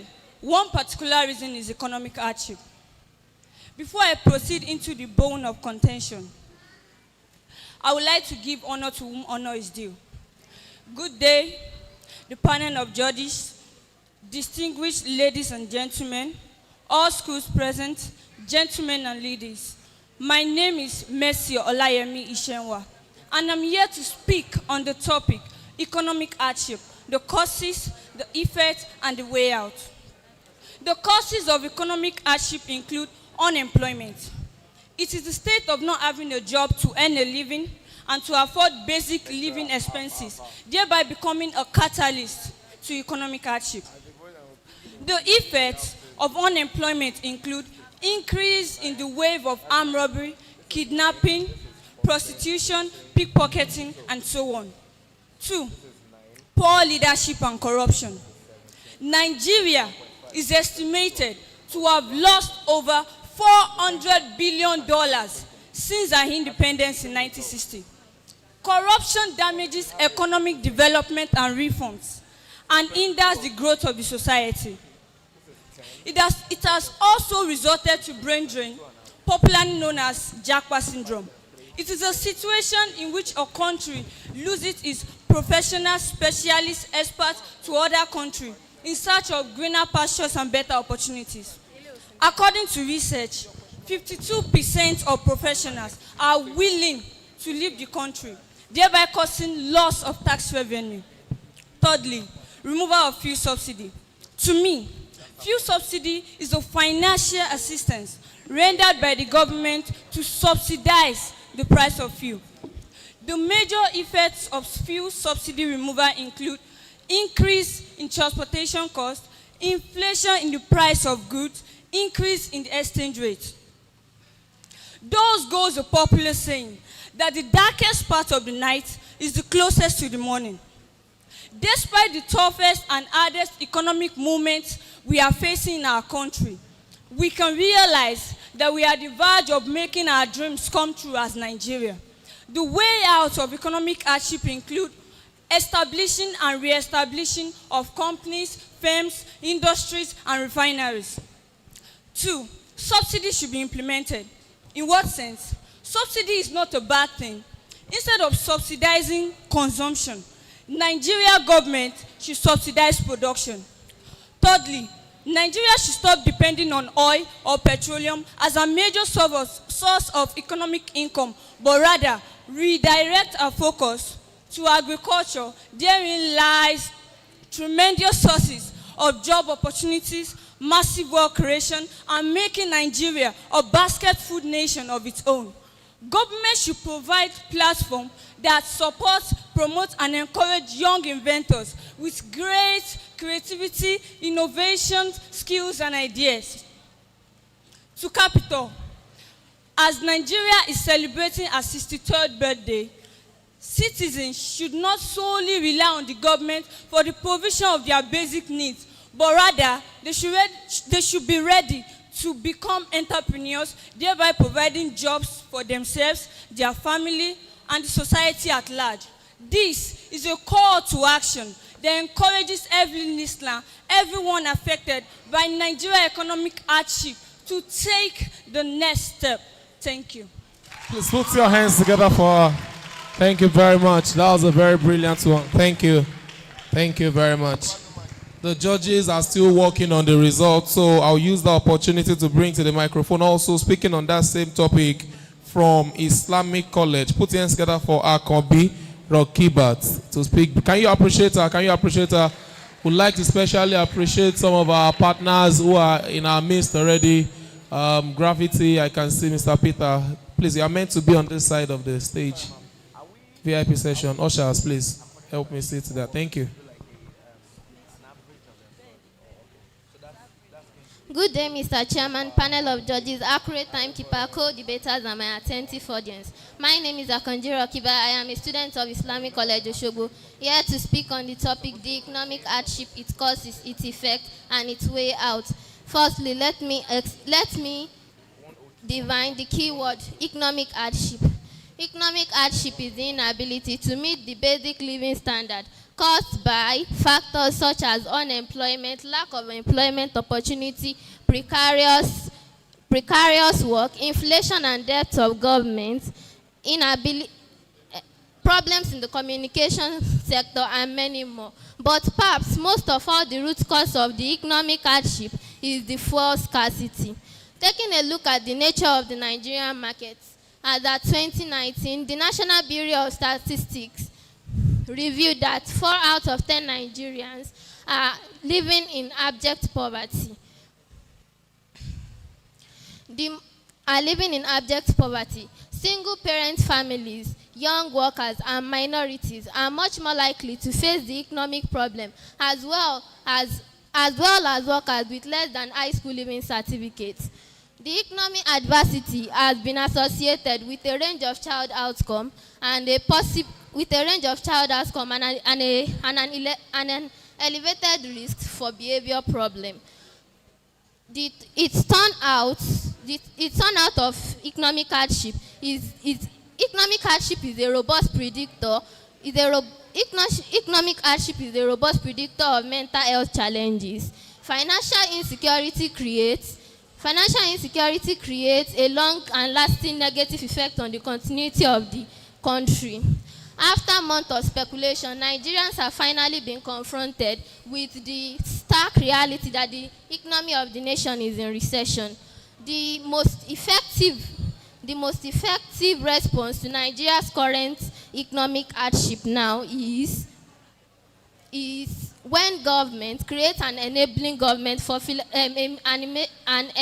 environment for philanthropic activities, and when there is a collaborative effort between well-to-do individuals and the government. Furthermore, it is when business leaders and entrepreneurs create job opportunity by investing and expansion of their business, thus contributing to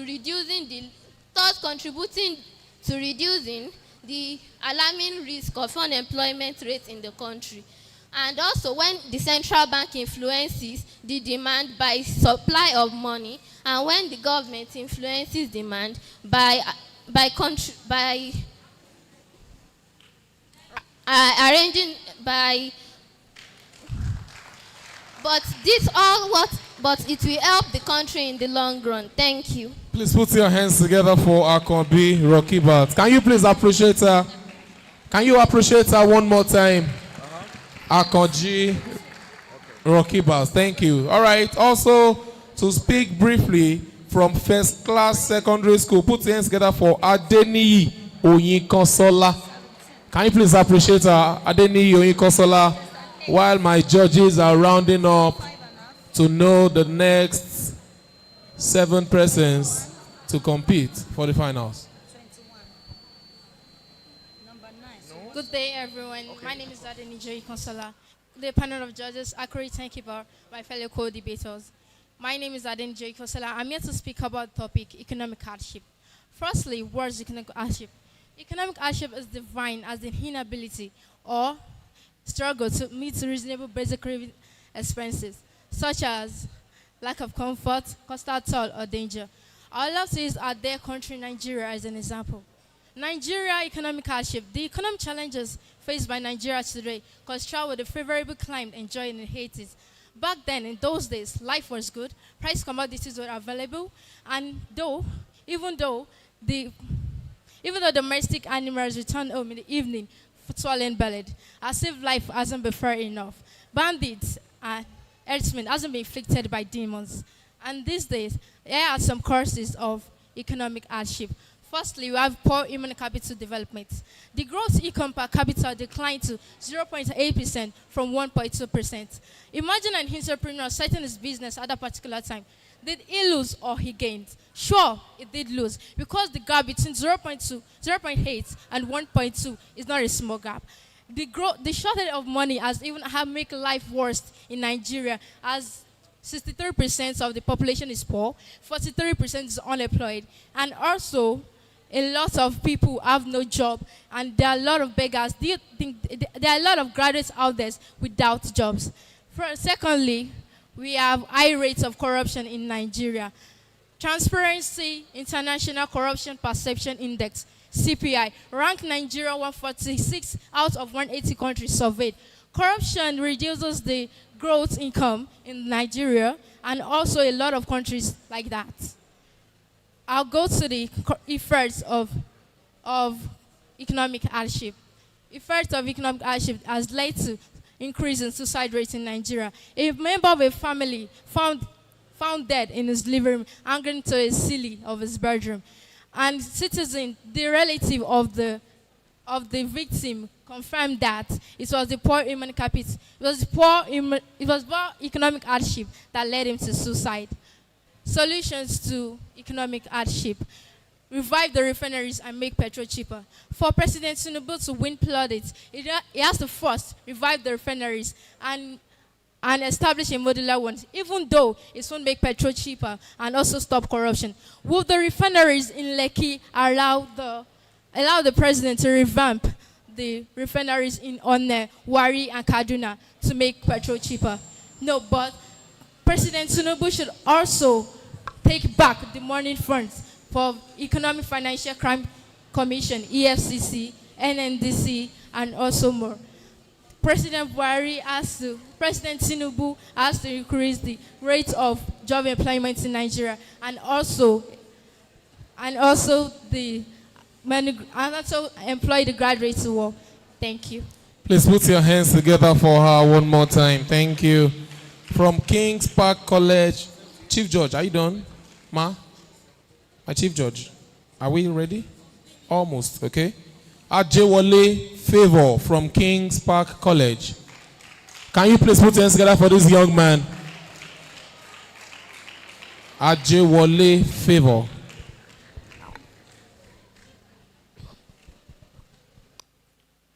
As a young individual, I have encountered economic hardship as the worst setback. I have discovered its ability to make one unable to discover his dreams and earnest it. Economic hardship. Adversity is the way to greatness, I say. For gold to become gold, it needs to pass through fire. For us to become successful, we need to pass through hardship. So, economic hardship is a normal thing for us to become successful. Economic hardship has a lot of causes, and most of these causes are blamed on the neck of the government. But before I go into economic hardship, mounting before you is Adewole Favor, the prominent public speaker that will be speaking on the topic, economic hardship, its causes, its effects, and the way out of this revolution. Economic hardship has several causes, and these causes are blamed on the neck of the government. But we too have roles to play on it. For the past 63 years, the power has been on the government, and the government has been ruling us, and still they have found nothing to do to this economic hardship. We too should have a role to play and change Nigeria for a better place. Economic hardship. The cause of economic hardship, amongst others, includes debt, starvation, and selfishness and corruption. Debt. Borrowing to unrefundable extent had led to a lot of suicide, loss of freedom of movement and expression. People borrow more than what they can even pay back, and this has lost to people running away from their families just so they will not be able to find them, and so they will not be able to pay back the money that they have borrowed. We have selfishness. Most of the government and entrepreneurs, they don't want to spend their money on building foundations for the less privileged. Most of them spend their money on their selfish desires, like getting cars, getting new houses, and getting new mansions and villas for their own selfish desires. But corruption, the leaders, most of them corrupt the money and embezzle them for their own selfish desires, which are not meant to be so. Most of the money that are supposed to be used to finance the budget, most of them are entering the pet bodies of our leaders, which are not supposed to be so. We have the effects of this economic hardship. The effect of economic hardship has led to a lot of cases such as debt. It has led to all-round instability, because if the economic sector is not balanced, you cannot expect any other sector to be balanced. Like now, the health sector. When we don't have money to finance the health sector, why would you expect the health sector to become successful? It can never become successful. So, if we are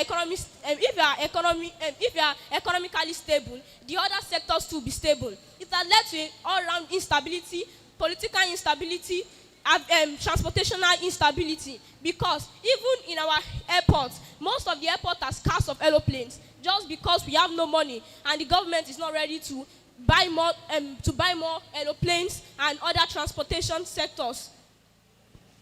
We have debt. like in places like Niger, since our president Tinubu has a case of disagreement with Niger, he has cut short the power supply from Niger, and every day, more than 30 babies and little infants die due to lack of electricity. And this electricity, because when babies are born, they need oxygen to breathe, and since they don't have electricity, they will have to die. And this is not good, because economic stability is leading to death. Over 2.5 billion children die because of starvation, and this is not meant to be so because of economic hardship. The only way out of this tunnel is making foundation for the less privileged. Most of the less privileged out there have dreams that when they fulfill the dreams, the world will become an utopia, meaning a world of perfectness. But because they don't have the financial ability to support themselves, they will have to live their dreams. As I said earlier, economic hardship has the ability to make someone unable to harness his dreams.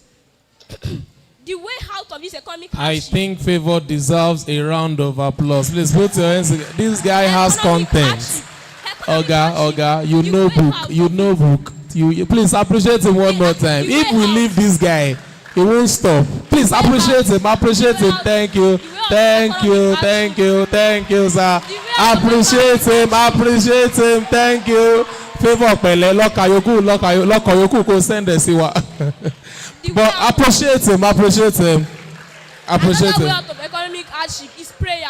With our prayers, all of us have different religions, but when we pray to God, we were able to change our situation. We will pray. Favor, we are praying already. Appreciate Favor one more time. Thank you. Favor, thank you. You can have your seat. Appreciate him. Your teacher won't beat you. Don't worry. Don't worry. We know you know book. Okay, 30 more seconds. In conclusion, when we have good thoughts for our country, like countries like United States of America, whenever they wake up, they say, God bless America. I want to ask every one of us, when last have ever said that to Nigeria? We need to have good thoughts to Nigeria, for Nigeria to become a better place. With this, I believe economic hardship will be a backstory, and we'll be able to take it back to its seat where it belongs. And the change starts with us, because practice does not make progress. Like how the saying says, practice does not make perfectness. Favor, God bless Nigeria. One more Lord. Please put your hands together for him one more time. Favor, God bless Nigeria. All right, now look to someone and say, God bless Nigeria. Say it like you mean it. God bless Nigeria. All the contestants on stage.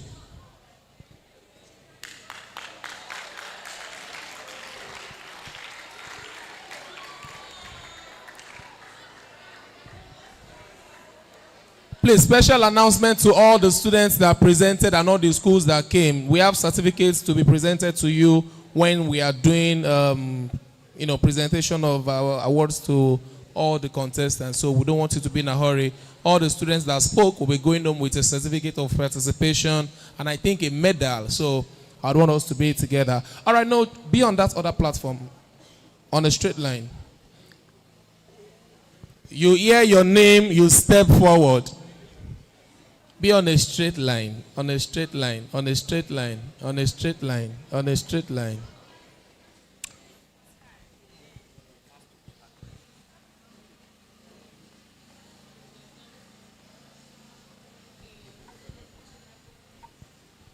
What for? But I think you should encourage them first. First.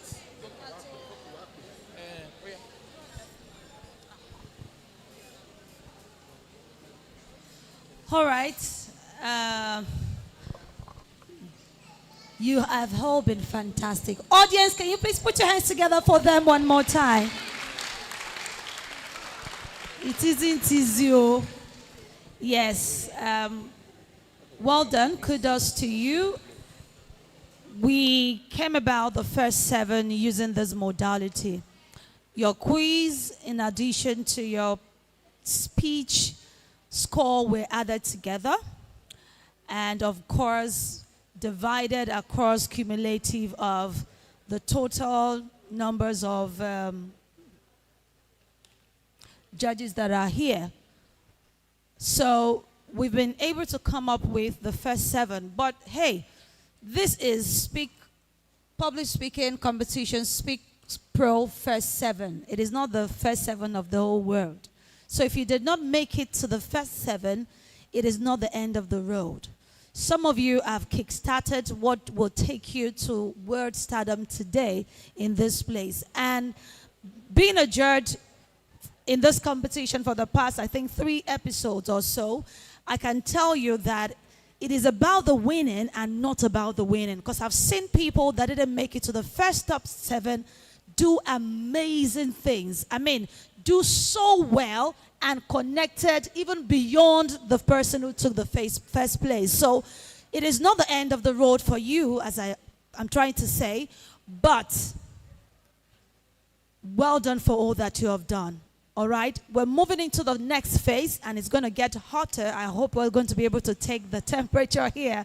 But all the same, kudos and congratulations to the first 7.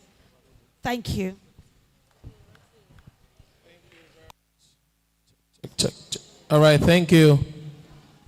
All right, you hear your name, you step forward on the red platform.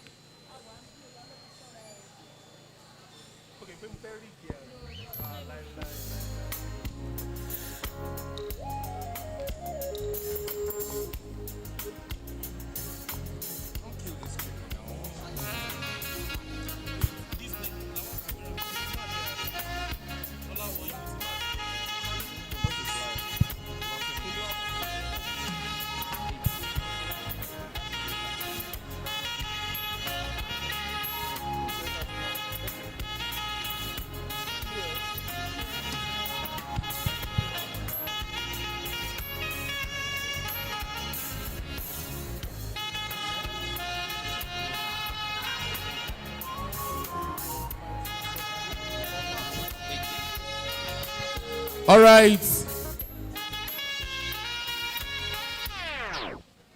Idowu Ademola, please step forward.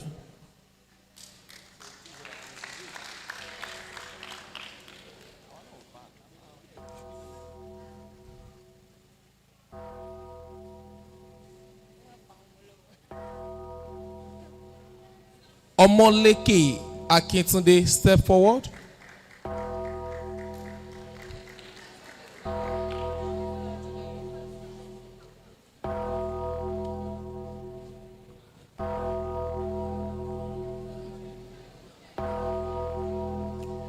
Olasunkanmi Oyewusi, please step forward.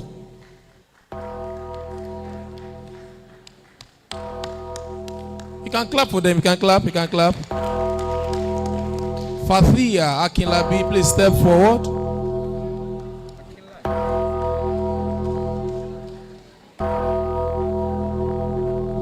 Abogore Simeon, step forward.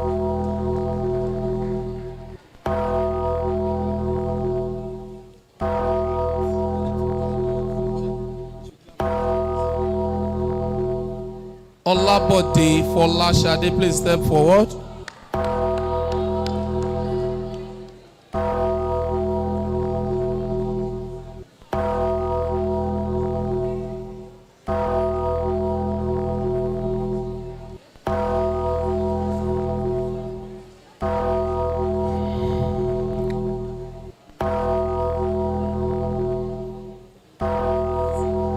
Ishola F-Zebra, please step forward.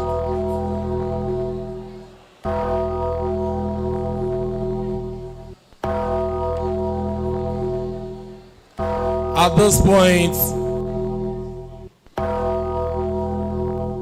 decided by 4 indefatigable judges, I present to you that the people on this podium generally Everybody, the 14 of them, they are all winners. Please put your hands together for the 14 of them.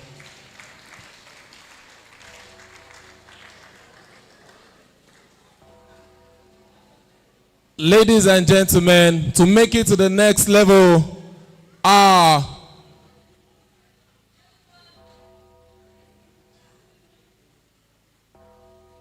the people behind. Congratulations, Olawoyin Hawa. Congratulations, Lawal Kabira. Congratulations, Oluwafemi Gbenga. Congratulations, Sherifat Omar. Congratulations, Joel Gideon. Congratulations, Oladipupo Olalekan Ramadan. Congratulations, Adekunle Ayomide. You guys made it to the next level. Please put your hands together for them. Put your hands together for the 7 of them. So for those of you in front, at this point now we are sieving. So you are all to be on this side. Thank you. There's people in front. Thank you. You can pack your things and move to this other side. While Olawoyin Hawa, Lawal Kabira, Oluwafemi Gbenga, Sherifat Omar, Joel Gideon, Oladipupo Olalekan Ramadan, and Adekunle Ayomide are to be to my right. Congratulations once again. Please put your hands together for the 7 of them. Now, my chief judge said something the other time that she has been with this project for 3 consecutive years and I've seen winners do well. And one of the products of this particular Speak Pro project, who is now a renowned public speaker, international master of ceremony, would be anchoring the next session. Please put your hands together for one of the products of Speak Pro. Can you please appreciate Adasa? She was here, I think, the first year. How many of you know her? Oh, please put your hands together for her. Adasa, thank you so very much for bearing the torch and, preaching to the world that this is a very valid project. So you can have the microphone as you coordinate the second session. All right, ladies and gentlemen, some schools will still be speaking, but I would like to especially appreciate the presence of PSV, Samuel Owolabi, HOD, Ishola Ayodeji. I'm trying to see people. Mr. Peter, Gravity, thank you so very much for coming. All right, Mr. DJ. Okay, at this point now, we'd like to do something specially, just like who said, God bless Nigeria again. Oh, my guy, Favor. So, specially now, would like to creatively do the national anthem. And to do this, I would like to respectfully bring to the microphone a renowned musician, a very creative songwriter, and I want us to do this very beautifully. I saw the CEO, Derayo Makeover too. Is she still here? One of our partners. Thank you so very much. MC Bobo, thank you very much. All right, now we are about to say things into Nigeria, knowing full well we are celebrating Nigeria. So, Love Davis, you have the floor to help us creatively take the national anthem.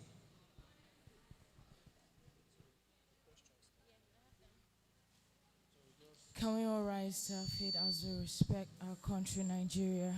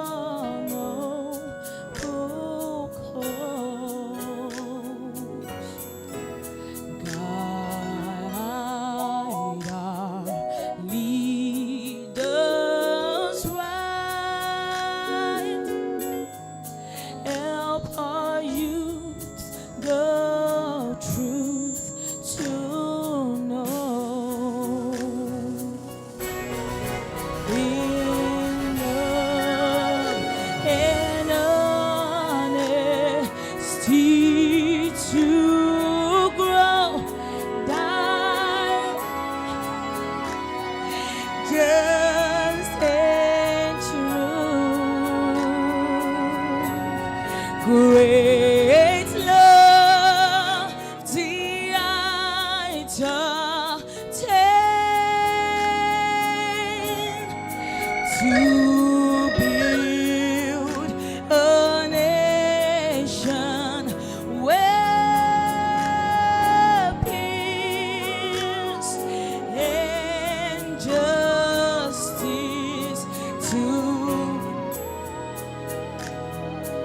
Again. To build a nation where peace and justice shall reign. Last time. To build a nation where peace and justice shall reign. God bless Nigeria.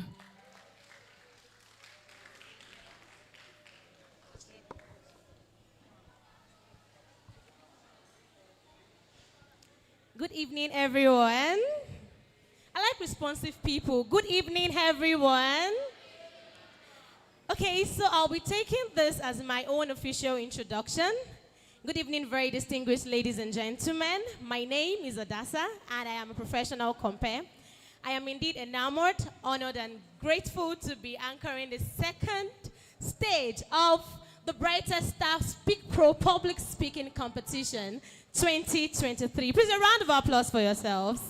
You can do better. A round of applause for yourselves.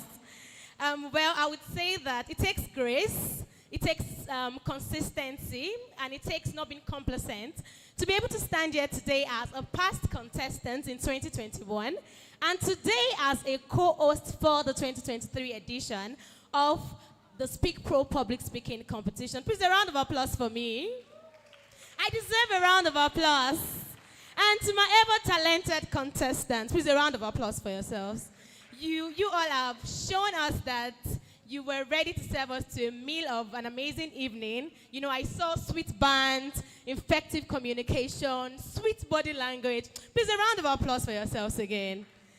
And finally, we've come to the last stage, maybe not the last, to the next stage of the Brighter Star Public Speaking Competition 2023.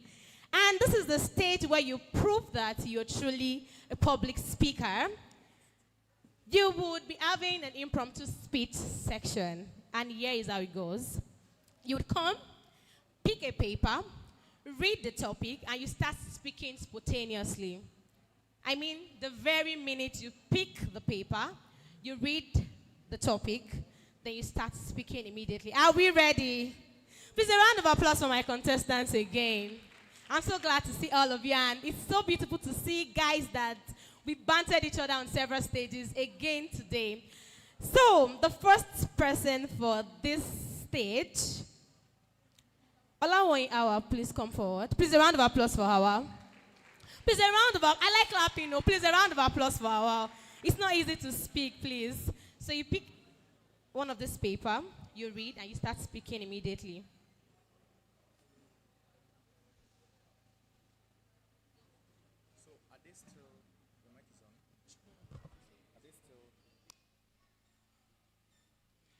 Okay, this paper says poverty is a state of mind. Your time starts now.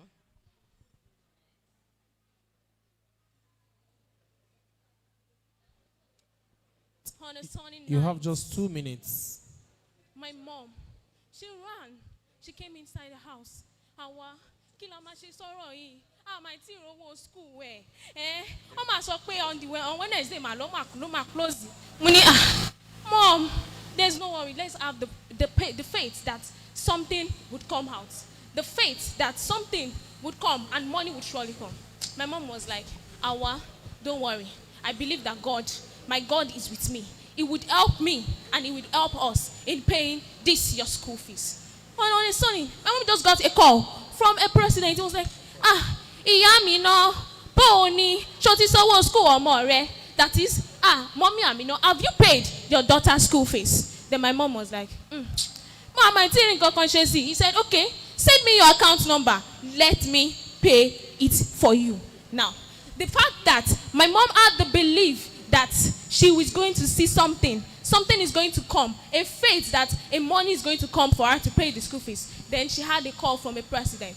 I believe that poverty is a state that is not a state of mind.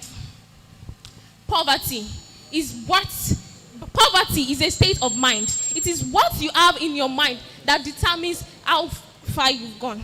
Thank you. It's a very beautiful round of applause for her again. It's not easy to speak spontaneously. It's not easy. Ask those who are public speakers. They will tell you how difficult it is to speak spontaneously. Please, a round of applause for her again.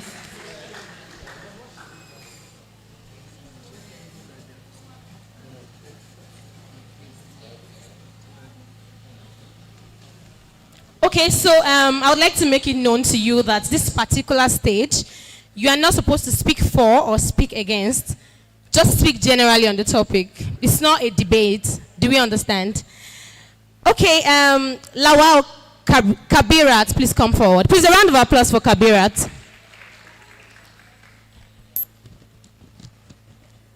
So pick a paper.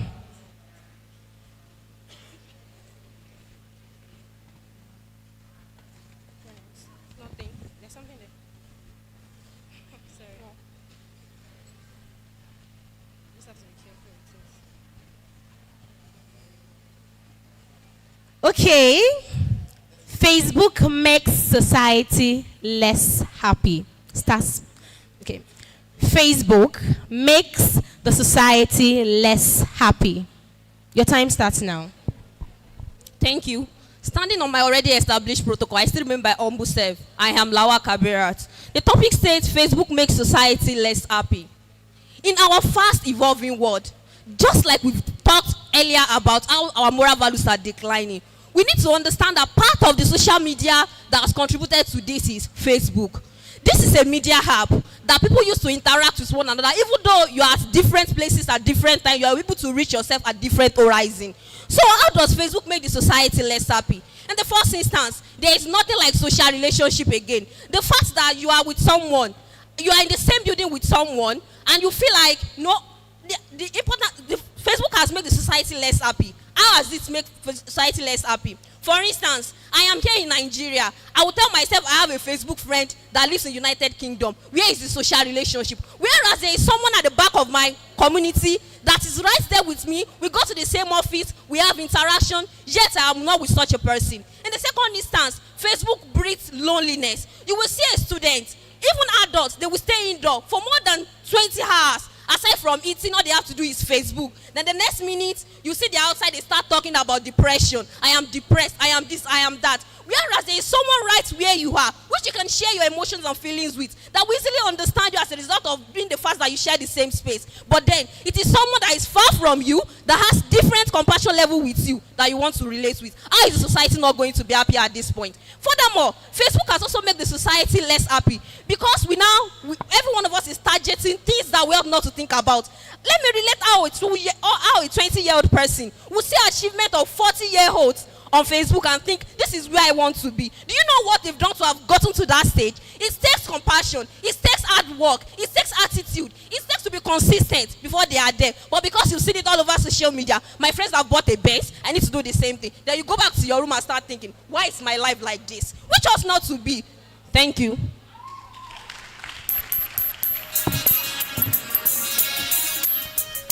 Please, a round of applause for Kabirat again. Oluwafemi Benga, please step forward. A round of applause for Femi, please. Pick a paper. You can open.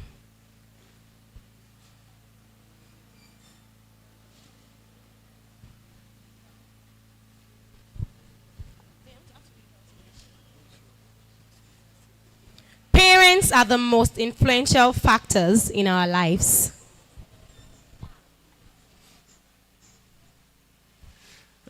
I would like to refer again to the Holy Book when it stated that train up a child the way he should go. So when he grows up, it will not depart from it. Standing on existing protocols, I am Oluwafemi Ajongolo, and I'll be speaking on the topic, parents are the most influential figures in our lives. It's important to understand that based on the introduction given earlier, that parents wield a huge influence upon the life of a child. However, as influential as parents are, it's also important to understand that we are a product of our environment. And being a product of our environment means we are a product of every single thing that happens in our environment, and that goes beyond our parents. So it's important to state that as much as our parents are very important figures in our lives, and as much as when we grow up, a lot of us tend to want to emulate our fathers, our mothers, and all that. But there is also the role of the school you attend. For instance, the friends you make. In fact, it is not surprising that a lot of us have imbibed more attitude from our friends than from our parents. However, it's also important to state that in the role that parents play in our life as influential figures, they are a part of a whole microcosm of influence, which means that you cannot necessarily say that parents are influential figures. Of course, a child who grows up watching a father or a mother who fight every day will likely become a parent that fights every day. But when such child is able to connect to better influences, better external influences, able to relate with people from outside the family, able to relate with people within the school system, then we are able to realize that beyond parenting, that we have various influences in our society.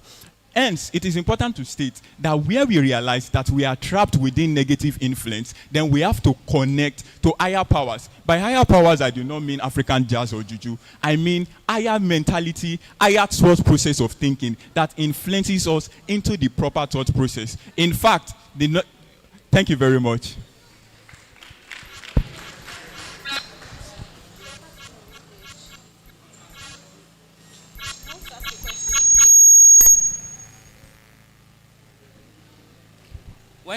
When we pick a topic, are we expected to speak on exactly what the topic says? Yes, like for yes, instance, yes. this topic was okay. So, for instance, this topic was parents are the most influential factors in a child life. We should just say why parents are okay. Yes, you Thank speak on the topic. You stick to the topic, irrespective of the topic. Yeah. So, do we understand now? Sherifat Umar, please step forward. She's not. Can we move to the next contestant? She's here. Okay. Please pick a paper. Joel Gideon, please step forward. Please, a round of applause for Gideon. Pick a paper.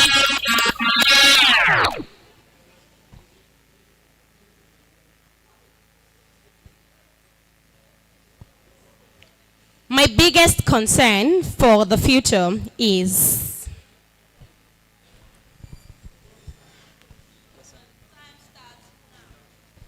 choosing a career. That is my biggest concern for a future. While I was growing up, I wanted to become a medical doctor. I wanted to become a great public speaker. I wanted to become a gospel musician. But these are three distinct careers, rather on the extreme sides of career selection. How do I achieve all of this? This has been the thing that I've been concerned about right from while I was growing up. Okay, while I was about to enter senior secondary school, of course, I was expected to go to science class if I wanted to become a medical doctor. But if I wanted to become a gospel musician, I would study art in order for me to study music in school. And if I wanted to become a public speaker, yes, I would also study art. This was the first moment in my life when I had to sit myself down and think about what I really wanted to do. So I decided to pick the biggest decision, considering so many factors, which was for me to become a medical doctor. So guess what? I proceeded to science class. When I got to the university, I entered into a medical course, and I'm pursuing my career in order to become a medical doctor. But what has become of the two other careers that I had when I was growing up? I'm here before you. It's obvious I'm going to be a public speaker, isn't it? So I'm achieving one other career while I am pursuing another career. And of course, I belong to the mass choir in my church. That tells you that I'm also growing to become a musician, a gospel musician. That is to tell you that my biggest concern is choosing a career. But when you know how to juggle your careers together, when you have to sit yourself down and think into your head, call yourself, Gideon, what do you want to become? What really are you going to do when you have so lots on your table to achieve? What are you going to do when you have a ton of careers to select from? What do you do when you have an array of careers to really pick from? Now look for a way, look for an intelligent and logical way to select a career you have to pursue and how you're going to achieve them at all once. Thank you so much. My name remains Joel Gideon. Thank you. Please, a round of applause for Gideon. That was beautiful. Ola Dikupo Olalekan Ramadan, please step forward. Pick a paper.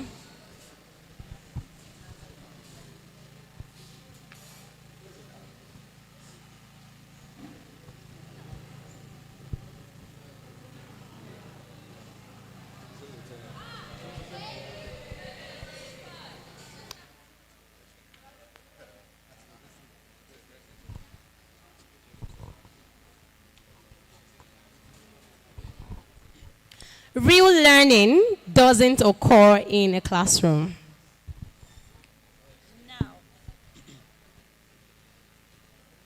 I want us to close our eyes and imagine a world that is dependent on everything we learn in the classroom.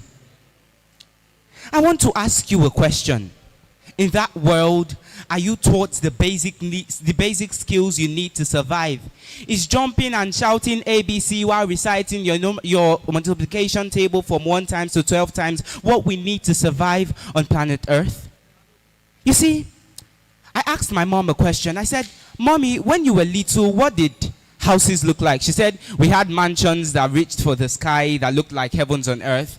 But she said we had mud houses that were thatched raffia. But today we have skyscrapers that reach for the sky and look like heavens on earth. I asked her what cars look like. She said for the people who were rich enough, they rode bicycles. But now we have cars that could go from 0 to 60 miles per hour in a few seconds. Everything is advancing, and our education is meant to be advancing, but sadly it's not. The exact same way the classroom system looked 100 years ago is what we see every single day. One teacher in front of the board, students lined up in rows and columns. Are you training us to work in a factory?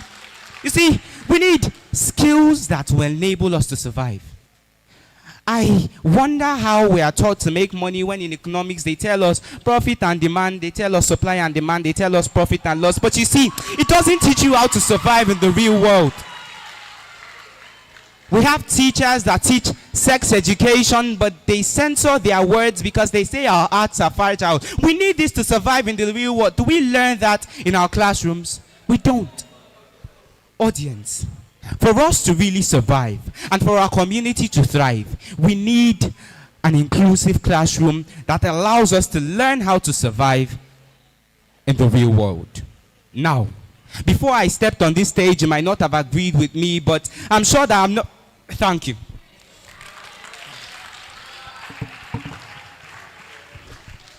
A better round of applause for Laleko. Sharifa Tomorrow, please step forward. Pick a paper.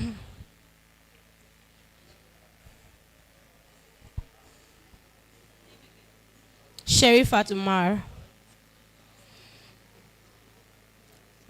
What is the most important skill for starting a business?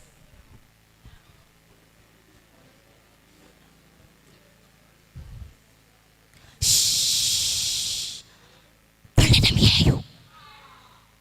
I have a future that can never be fractured because it has already been structured by the scripture.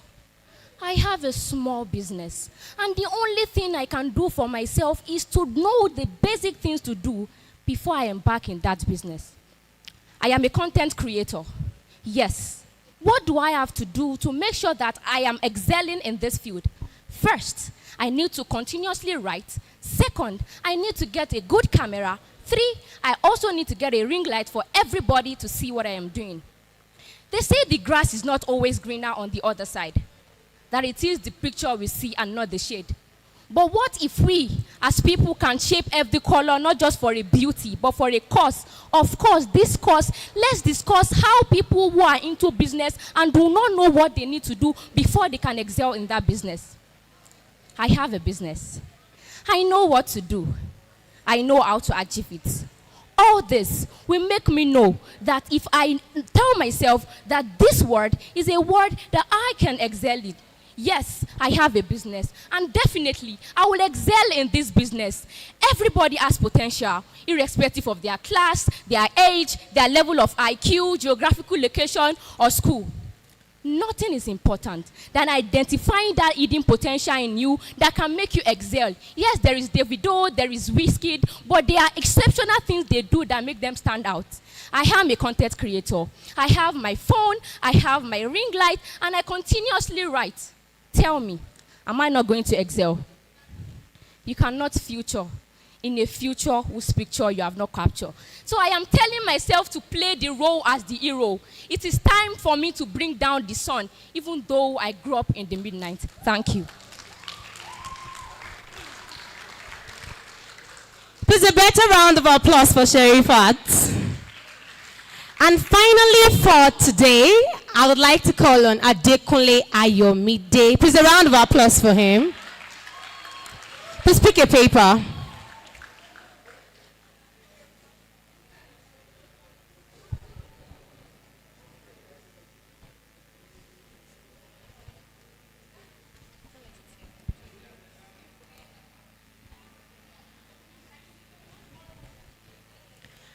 Do violent video games contribute to youth violence? Do violent video games contribute to youth violence? Ladies and gentlemen, in today's speech, you can call me Udabasi because I'll be breaking the record of today's topic. So, judges, my intelligent audience, follow me to the dining table as we'll be discussing the topic of today's debate. Do violent video games contribute to youth violence? My intelligent audience, you will agree with me that a man is a perfect reflection of what he does on a daily basis. So you see, whatever we feed in our mind is what we display on a daily basis. Hence, if you watch a violence video today, then you'll be able to display what you are watching because our mind is like a mirror. It is a perfect reflection of what we feed our mind on a daily basis. In other words, violent video contribute to violence in youth today. Ladies and gentlemen, you can follow me to a popular game that is called now Call of Duty. Now, this game was introduced early 2023, and every WhatsApp status, I've been seeing many youths posting Call of Duty on their status, Call of Duty on their status, and this is so because what they daily feed their mind on a daily basis is these violent video games. So you see, no matter the matter that we can bring to this matter, what really matter is that whatever we feed our mind is the only matter that will occupy the space of today's debate. So you see, after today's debate, tell me if you don't understand today's topic, I'll be teaching you further tutorial. My name is Adekunle Ayomide, and this meal is proudly cooked by me. Thank you so much. Please, an amazing round of applause for Adekunle Ayomide.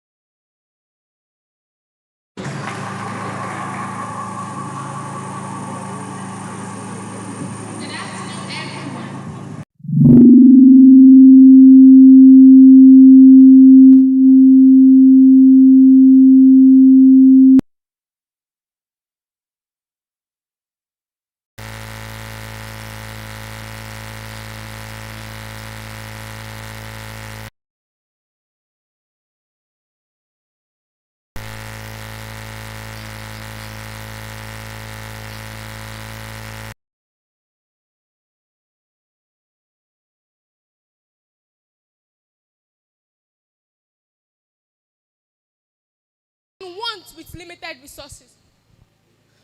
According to the English Cambridge Dictionary, economic hardship is a difficult situation arising from having too few resources or too little money.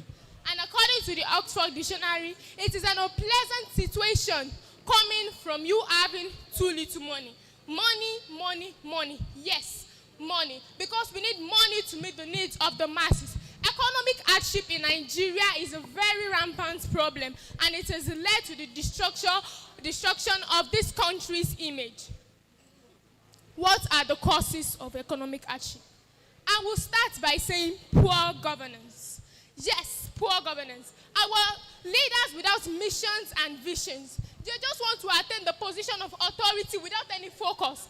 They are just there so that they can have power and do whatever they want. They are not there to meet the needs of the masses. If you ask most of our leaders, okay, why did you decide to be the governor? Why did you decide to be the president?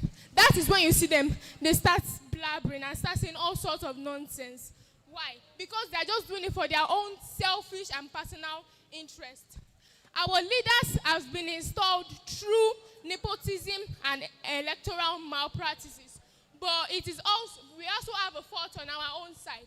Most people sit at home and say, Then you now hear one phone call. Hello, this is from the so party. We want you to vote for us and we are going to give you 30,000 naira. Those 30,000 naira for good 4 years of suffering. How long is that going to go for you? Just for probably a few weeks. And you are just selling your vote and putting yourself into deeper and utter waters. Another major cause of economic hardship is the COVID-19 that occurred in recent times. During this COVID-19, a lot of people were laid off. Most banks had to shut down. Most institutions had to close. Most people had to sack their staffs. Then people were left on the streets hungry. 79% of families have recorded to have a low stability in their normal and daily income due to this economic hardship. So what are the effects? Crime rate.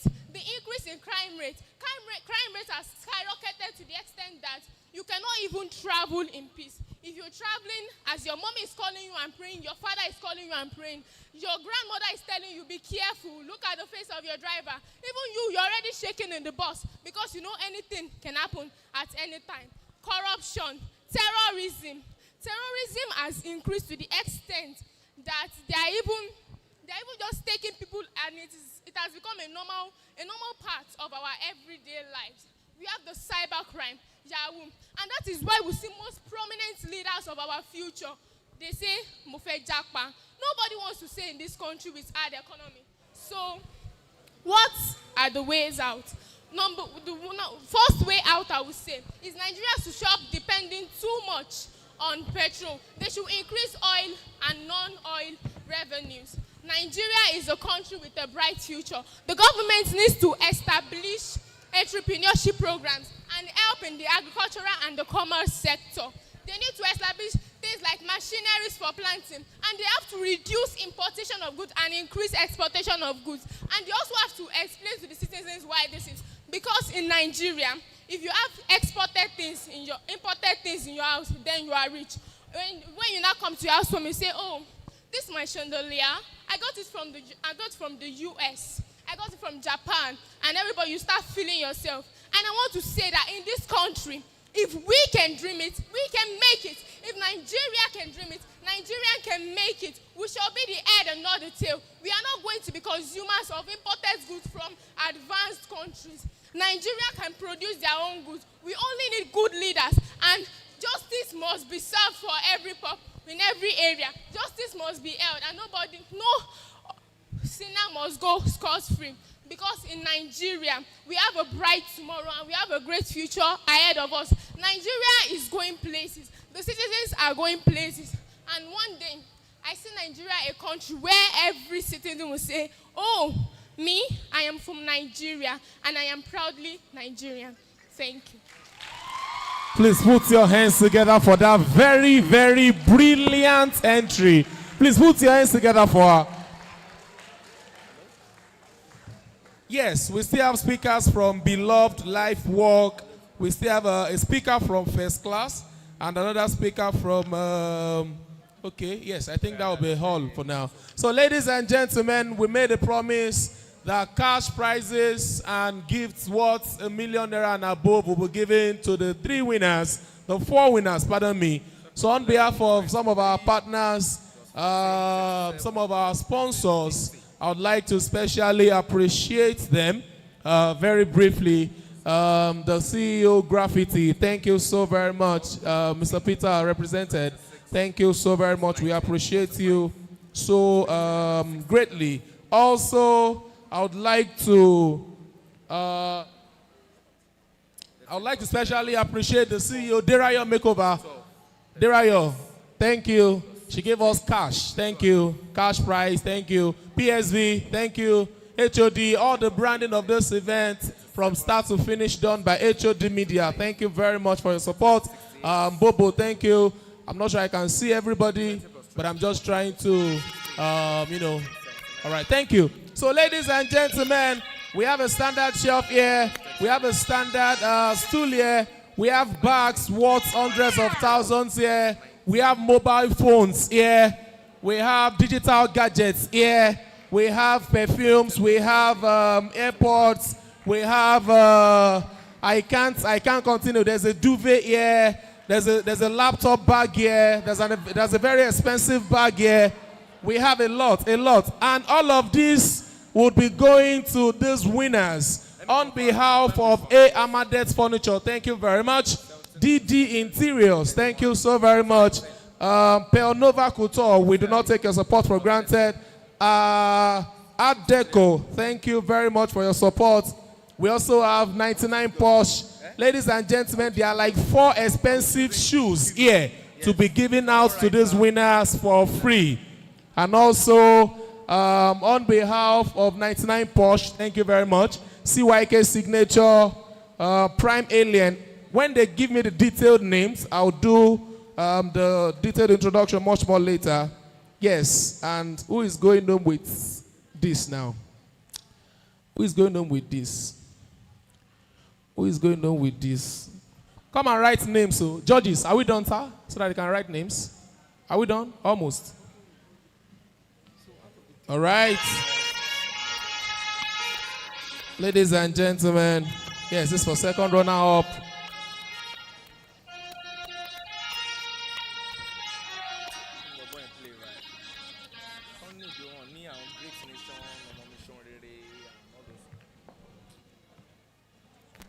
Yes, that is for the winner. This is for the second runner-up, the first runner-up, and the third runner-up. Also in absentia, we have a lot of our supporters as well. We have the essay to the Governor on Culture and Tourism, Honorable Temitope Anjorin. Thank you so very much for your support. I'm trying not to forget any name in my head right about now. Now is the moment of truth. Can we have the contestants? Please come up.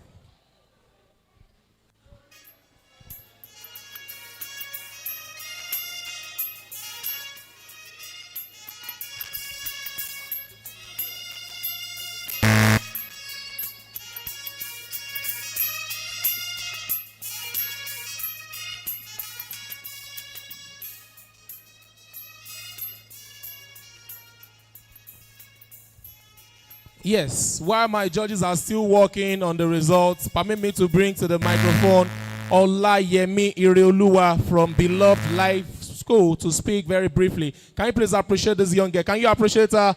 Can you appreciate her very quickly?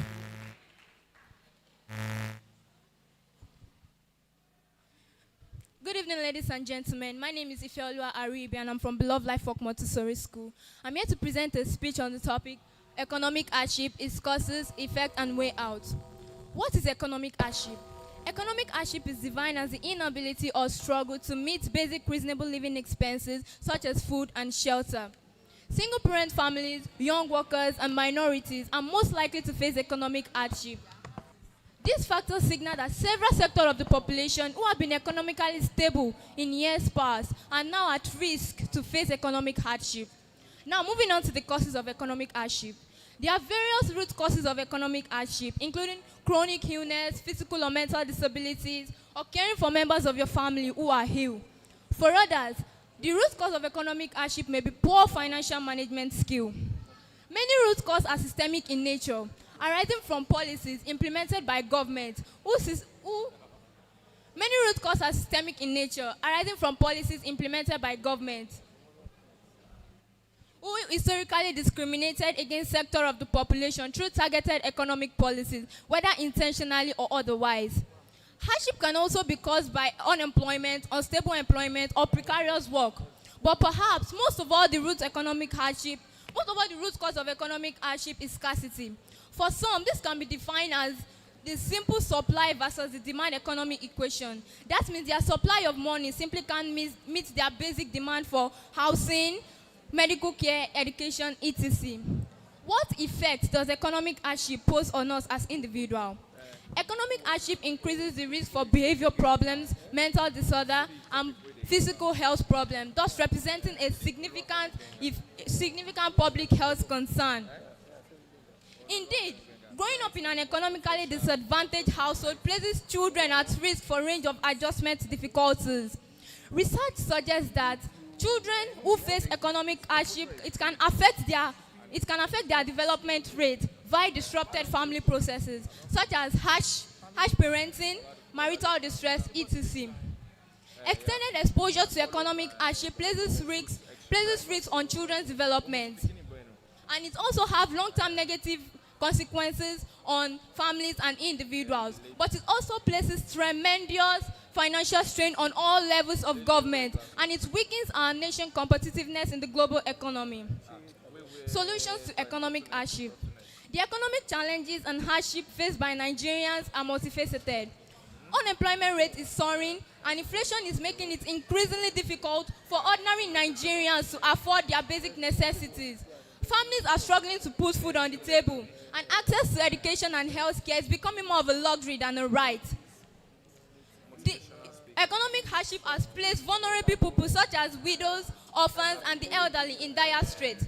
The Nigerian government has a fundamental responsibility to address the economic hardship plaguing the nation. Comprehensive policies and strategies should be implemented. Comprehensive policies and strategies should be implemented to ensure we build a better country, to reduce poverty, and to make sure Nigeria is a better place.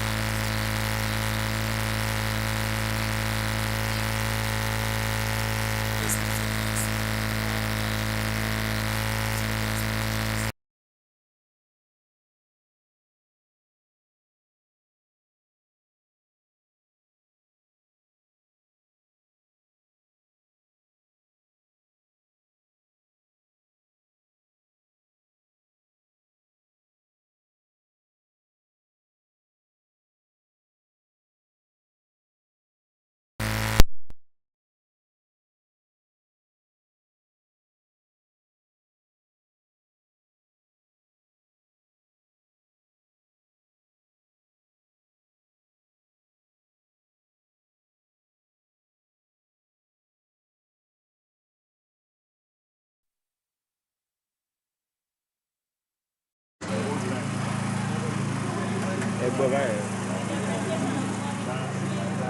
Irọ́.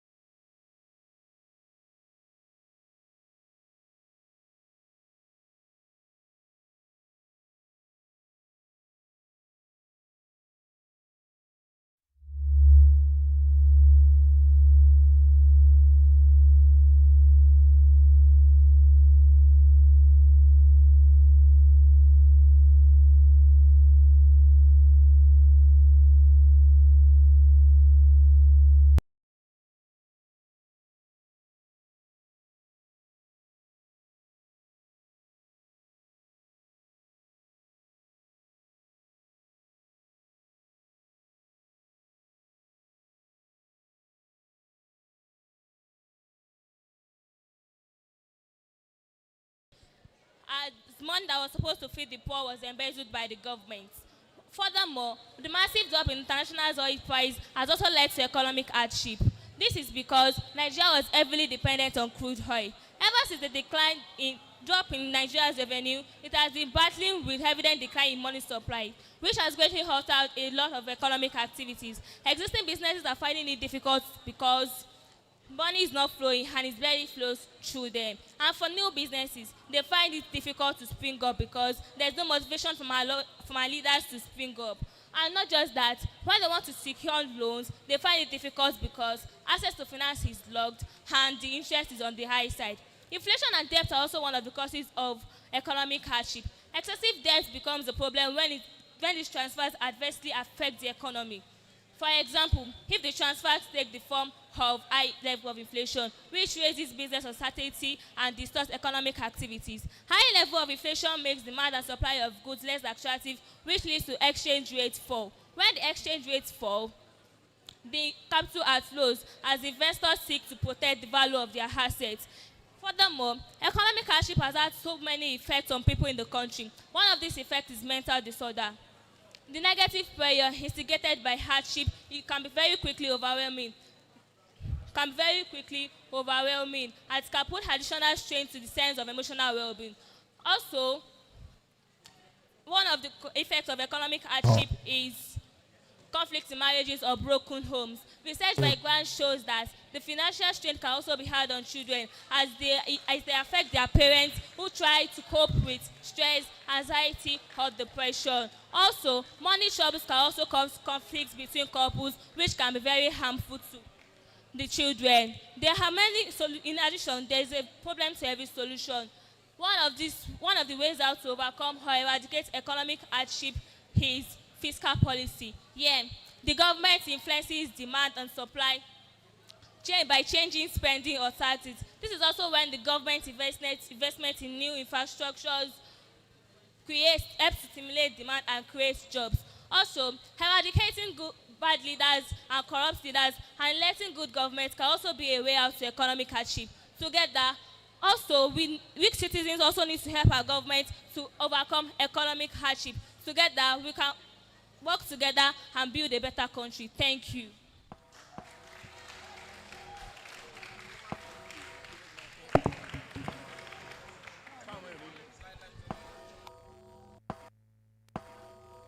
All right. The moment of truth is here. Everybody on that platform. Thank you. Everybody on that platform. And yes. But before trust me, I'm just getting to know that we actually have enough, more product than I even thought. So I would like to once again, especially appreciate our partners who have done so well to make this project a success. Midday Beauty, thank you. We do not take your support for granted. Masun Lade, Fashionista Paradise, thank you very much. Pierre Nova Couture, thank you very much. Sinzutech, we appreciate you.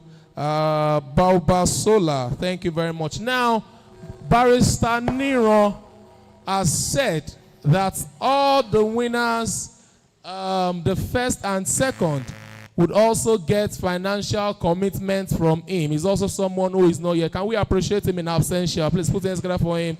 One of our partners, Barrister Nero, he said the first and second would be mobilized with financial support.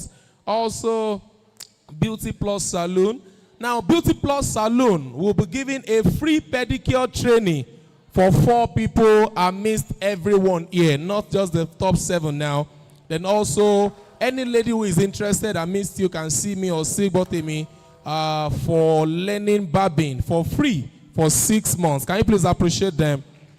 Also, Empire Plus, 3 female winners will be given free makeup training for 6 months. And this training is worth 200,000 naira. Please appreciate them.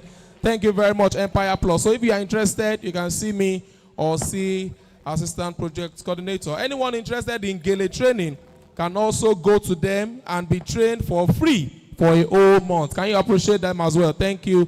Sido Technologies, thank you so very much. Cherry B, thank you. Iyaoba, CYK, DD Interior. Thank you so very much. We appreciate you. Alausa, 99 Posh, Bridgewood, and also Barrister Niston. Thank you very much. Now, at those points, where is it? Okay, now, let us take remark from the judges before we... All right. Okay, good evening, everyone. Firstly, I'd like to say well done to you guys and the ones that are here. For events like this, of course, everyone at the end of the day wins, but, you know, we're just going to announce the first 3 or the first 4 winners. But it's really not the end of life, and I'm sure there are people who have been on this stage at some certain point in time and did not eventually win, and they're doing fine and being crowned champions in other endeavors of their life. However, I just want to chip in a few things that I noticed when a couple of us were speaking. And the first one would be that I think that it's very important to leave the stage when the ovation is at its loudest. So that means when your time is up, it doesn't matter if you've exhausted your point or not. Just drop the mic and leave. You know, it could be used against you and you wouldn't know. Then number 2 is for always listen to instructions and pay attention. The last round, you were instructed to just speak, not to speak for or for against. Some of you had, 1 or 2 persons had great presentations by me, but the topic you were supposed to speak for, you were just supposed to speak, and then you were, you know, so that really, you know, was a no for all of us here. Then thirdly, for some persons, your eyes were closed and you were looking down. So it's important to carry your audience along, not just the panel now, your audience. So you don't close your eyes when you're speaking publicly, or you don't put your eyes down. You put your eyes all over and all of that. Then lastly, I want to talk about the gestures and mic holding. I want to assume that most of us did not practice by holding a microphone. So it wasn't looking like the actual thing when we were speaking with a mic. So it's important that you make use of your other hands as much as possible to make gestures, not just standing there. And it's not so proper to pace around the stage. So just find a circumference, find somewhere you want to go to the left and the right, and be careful of how you speak with your mic. It's public speaking. So one of the most important things is how you speak. All right? Thank you very much. I'm sure my other judges have lots of other things to say. All right. I want to say you guys have done very well. I'm much impressed with what you've done, the output. Even with every entry and every one of you sitting down, you've done so much very well. Like personally, I have interest. I've picked interest on some of you already. I was even talking to my friend here that, okay, this person, I would like to see him after the whole event. You've done so well. I think one of the things you need to all focus on is that this platform is building you up for a better platform out there. Please just take note of that. If there's anything you want to pick up from this place here today, is for you to take note that, okay, this platform here is building you up for the next bigger platform out there. So it all starts with your outlook for me. When you're putting on native and you're coming on a stage, on a platform like this, you must be on complete native. So on your native, you need to have your cap. You must be, and your accessories must be complete. Either your wristwatch and everything must be complete. Down to your cufflinks and everything must be complete. And if you are putting on an English wear, you must make sure that they are all complete. That 1 mark, 2 mark on dressing matters a lot. That 1 mark can save you in dressing. Do you understand what I'm saying? So your outlook, your hair, how you look, you don't need loud makeup, you don't need anything, but you need to appear very prim and proper. And another thing I want to say, like he has said, your gesture and everything, it matters a lot.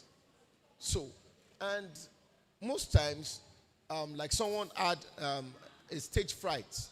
She was carried away. She has a very good content, you know, everything intact. But at the point, she lost the touch. So there may be some distractions around you, but I think you should all focus and make sure that you're in it. And sometimes the topic being given to you, you may not understand it, but quickly just reroute. I don't know. Some had some challenges at the point where which they were fluctuating between speaking for or speaking against. Do you understand? So these are some things you should look at, and I wish you the very best. Thank you. Please put your hands together for Mr. Oludare. All right, well done, everyone. Yes, you have done well today. So you should know that I'm your diction officer, police officer today.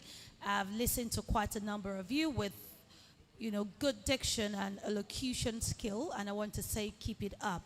There is no perfect public speaking without good communication skill. Your pronunciation matters, your stress placement, your reusage of your TH sounds and all of that. So for those of you who have impressed me today, I say kudos. And for some who are still struggling, your DDD, the government, the tin. Okay, all right, please work on it. There is no one born with this skill. We are all learning it because we are non-native speakers of English language. You've done so well. Yes, eye contact is very important. And you see, for your poise and your gesticulation, you must not overdo it. Because the moment you overdo it, you look dramatic.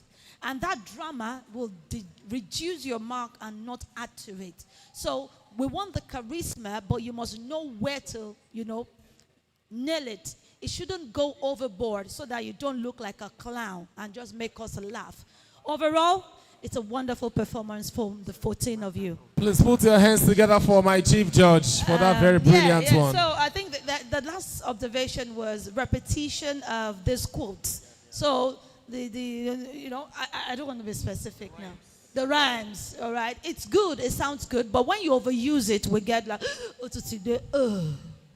so please use it, but don't overdo it. Thank you. Thank you. Please put your hands together for my chief judge. Now we'll be presenting certificates to the schools that are here present.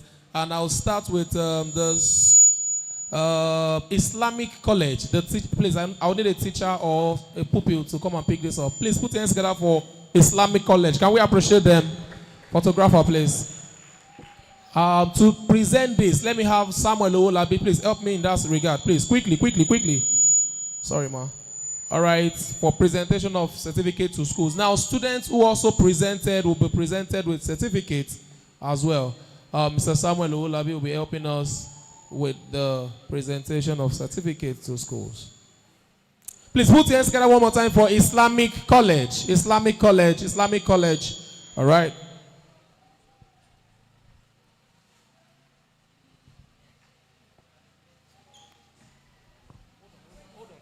All right, thank you, ma. Hold on, Mr. Samuel. All right, kings and queens. Are they still around? Or representative? Okay, please put your hands together for kings and queens as well. Clap for your school like you love your school. Is that the best you can do for your school? These schools have been supporting us yearly. Islamic College, I think you have been here the 3 years, Abi. Thank you. I think kings and queens as well. Then Laro, thank you for your consistent support. Thank you, sir. Also, First Class Academy, are they still around? Please put your hands together for them. Diction Master, Emma Binu, Emma Nejebe. All right, ma.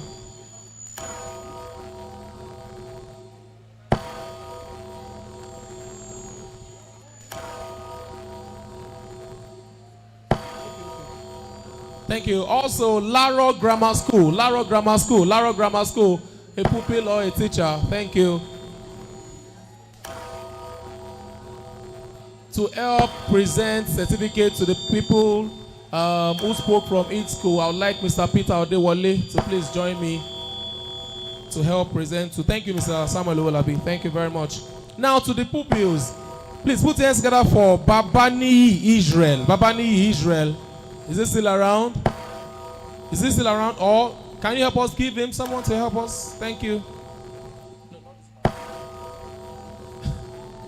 All right. Thank you, sir.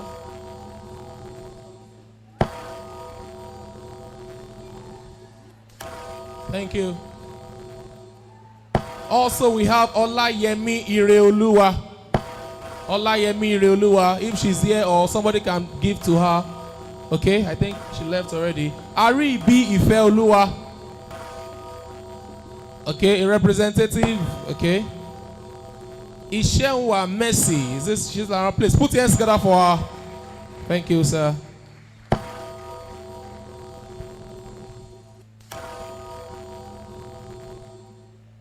I also have Ajewole Favor. Ajewole Favor. Is it still around? Ajewole Favor. He's gone. Okay, thank you. Akonbi Rokibat. Okay, she's there.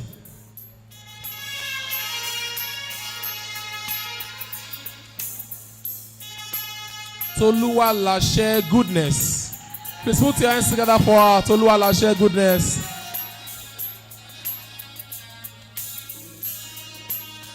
All right. I think, have you taken the picture? Oh, sorry.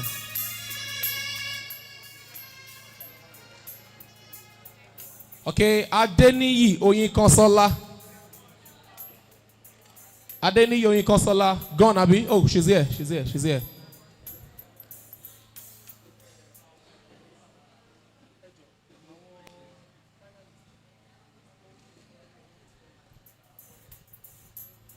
Thank you very much, sir. Thank you very much. Thank you very much. Now, finally, can we have everybody now to get your medals very quickly? Medals quickly. And to present that, let me have Mr. I would like to respectfully bring up stage Mr. Pedro to help us with that. Quickly. Please come. Come. So each contestant have medals. Now you are about to know who the winner of Speak Pro 2023 is. Come. No, I'm still on you. Now, if you are rooting for the man on black suit, make some noise. You are not shouting. Okay. And that is part of the winners. All right. If you are rooting, please help me. Now, let them be on a single file, then you present to them one after the other. Can you please appreciate them? Can you please appreciate them? It is not easy. So they are going on with the photographers. All right. Congratulations. We are all winners. Congratulations to you.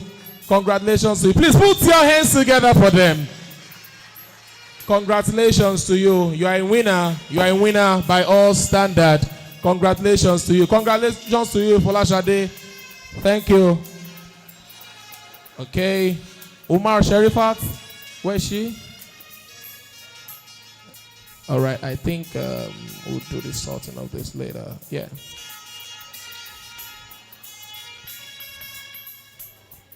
Congratulations to you. Now the winner of this competition, ladies and gentlemen, is no other person but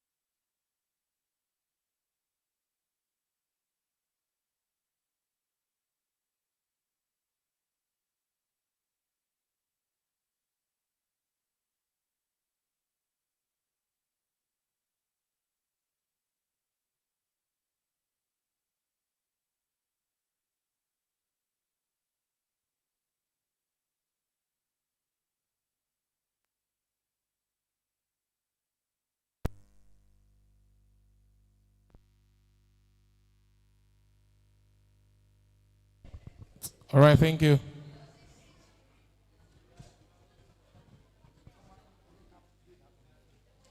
The 7th position for this competition, ladies and gentlemen,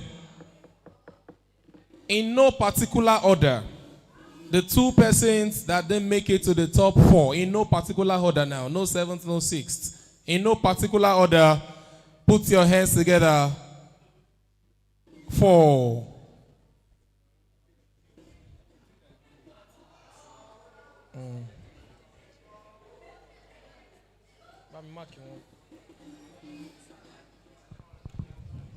in no particular order, sincerely speaking, in no particular order, put your hands together for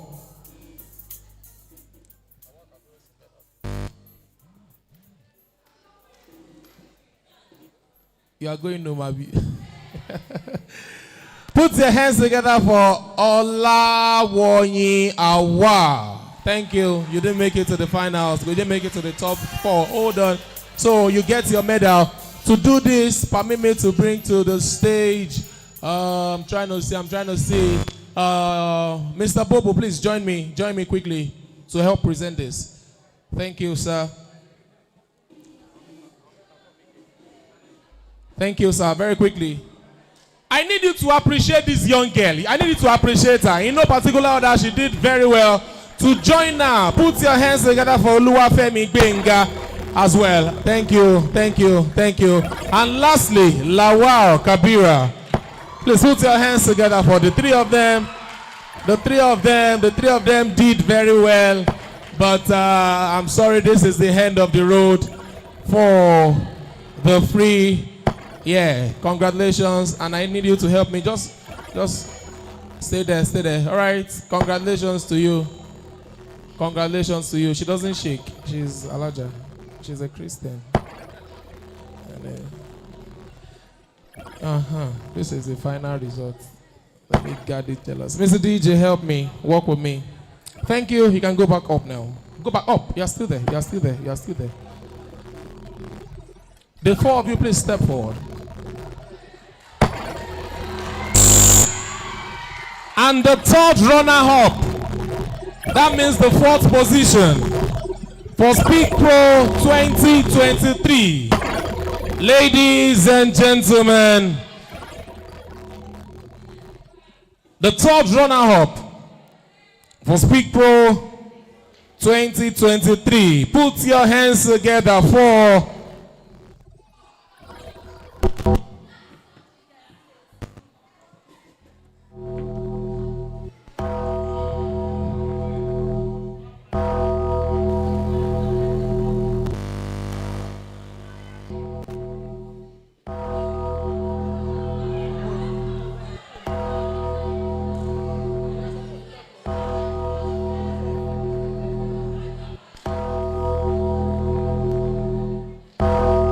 the 2nd runner-up, not the 3rd runner-up now.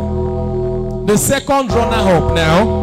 Put your hands together. Who happens to be the 3rd position? Put your hands together for Adekunle Ayomide. Put your hands together for him. He came 3rd. Speak Pro Competition 2023. He came 3rd. He came 3rd. He came 3rd. He came 3rd. Yes, but don't open the whole thing now. Don't put the whole thing now. Yes, congratulations. And the 3rd runner-up, who happens to be the 4th. Put your hands together for Sherifat Omar. Thank you. That's the 4th position for this year's competition. Did so well. And the winner, Speak Pro 2023, is no other person, ladies and gentlemen. Make some noise. Put your hands together for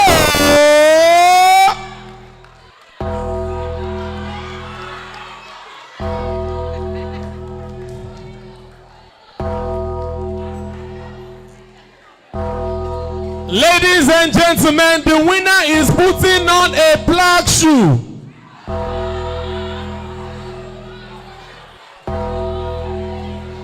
The winner is putting on a black shoe.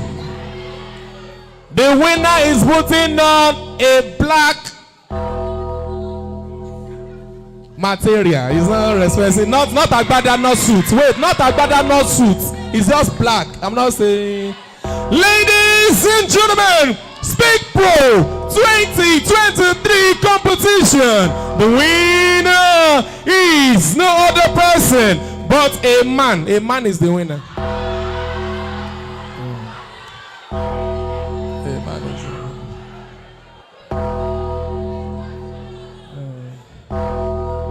Ladies and gentlemen, put your hands together for Oladipupo Olaleko Roman! Put your hands together! Oladipupo Olaleko Roman!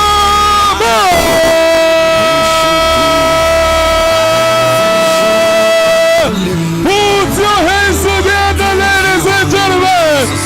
The winner! Speak Pro 2023 Oladipupo Olaleko Roman. Make some noise, put your hands together for the winner. Put your hands together. Olamilekan Roman. The winner Speak Pro 2023. Make some noise, make some noise, make some noise, make some noise, make some noise. All right now, all right now, all right now, all right now, all right now. All right, can we have Mr. Roland present this? So, all right, the chief judge, do for the best. All right, collect your. All right, no, stay there, stay there, stay there, stay there, stay there, stay there, stay there, stay there. Beautiful, beautiful, congratulations. He did, he did. Put your hands together for him, put your hands together. All right, can we have this? Put your hands together, put your hands together, put your hands together, make some noise. Congratulations to you, congratulations to you, congratulations. Now, can I have the gifts now? Can I have the gifts? Can I have the gifts? Now, he's also going home with a brand new phone. He's going home with a brand new phone. He's going home with a brand new phone. He's also going up with a brand new TV shelf.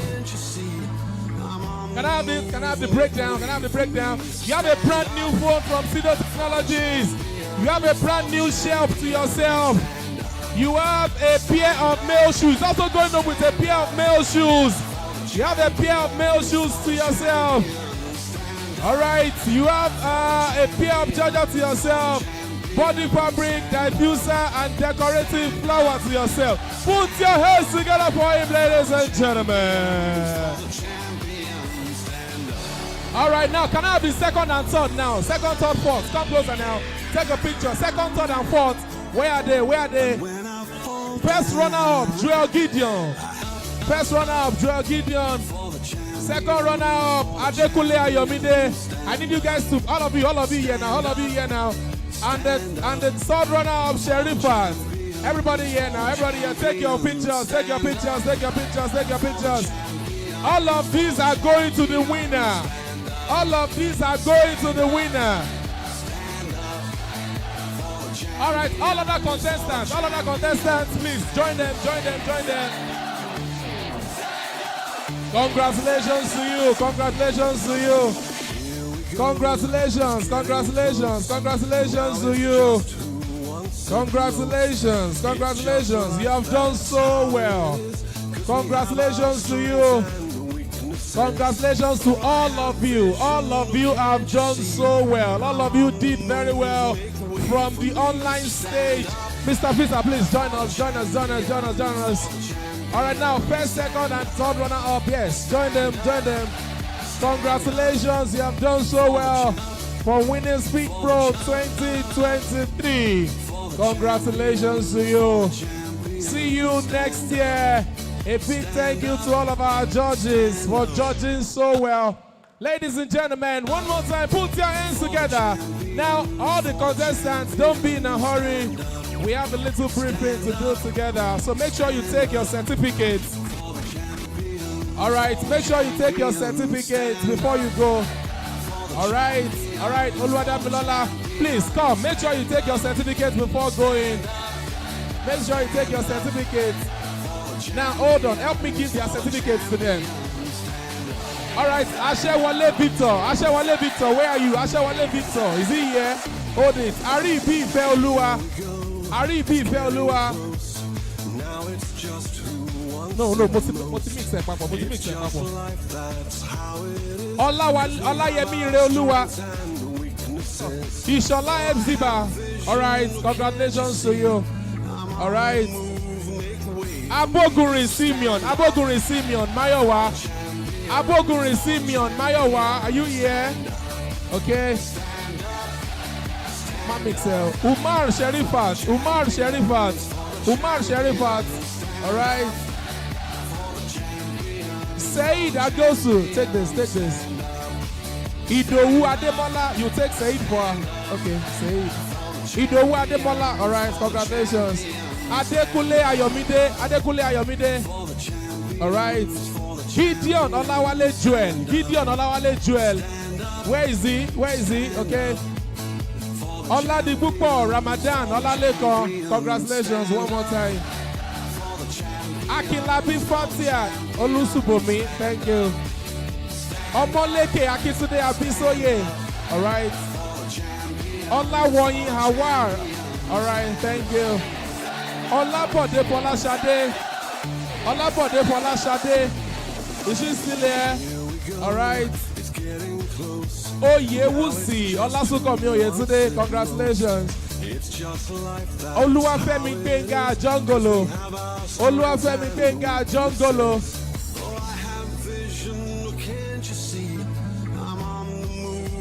Lawal Kabira. Alright. Okay. You've not gotten your own? What's the name? Jemima. You are who?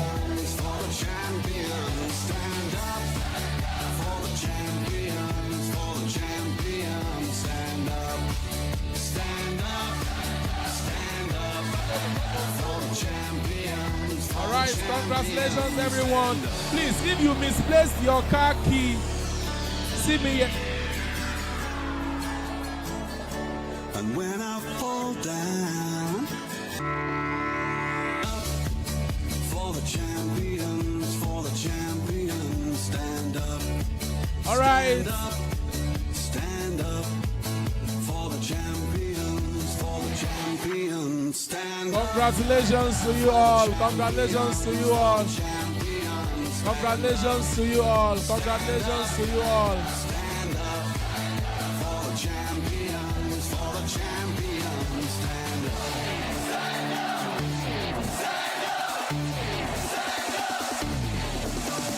Here we go, it's getting close. Now it's just who wants it most. It's just life, that's how it is. See you next year for Speak Pro 2024. In case you misplaced your car key is here. Ladies and gentlemen, the major sponsor of this event just stepped in, Jim Afford. You can see I am putting on his cap.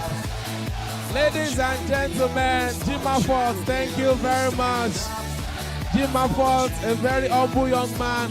Also from Grand Oak, we have Mr. Victor Byro from Cairo. All right, man. Oluwasegun, thank you very much for coming. We appreciate you. Thank you, Mr. Victor. Thank you, Mr. Shegun. I have to pick myself back MC Beam, certificate. MC Bobo, thank you for coming. Eyitayo, thank you. DJ Nipsey, thank you for giving us sound for free. Thank you for giving us sound for free. In case you misplaced your car key, it is here. Congratulations to you all. Congratulations to you all. Congratulations. Please, we are finding a car key in case you find one. Just tell us, please, in case you find one. I don't care if I saw you in a magazine or if you're on TV. That one don't mean nothing to me. Don't need a shower, oh baby, I need a free. Lick it like ice cream, as if you mean to be disgusting. It's not enough. Your vibe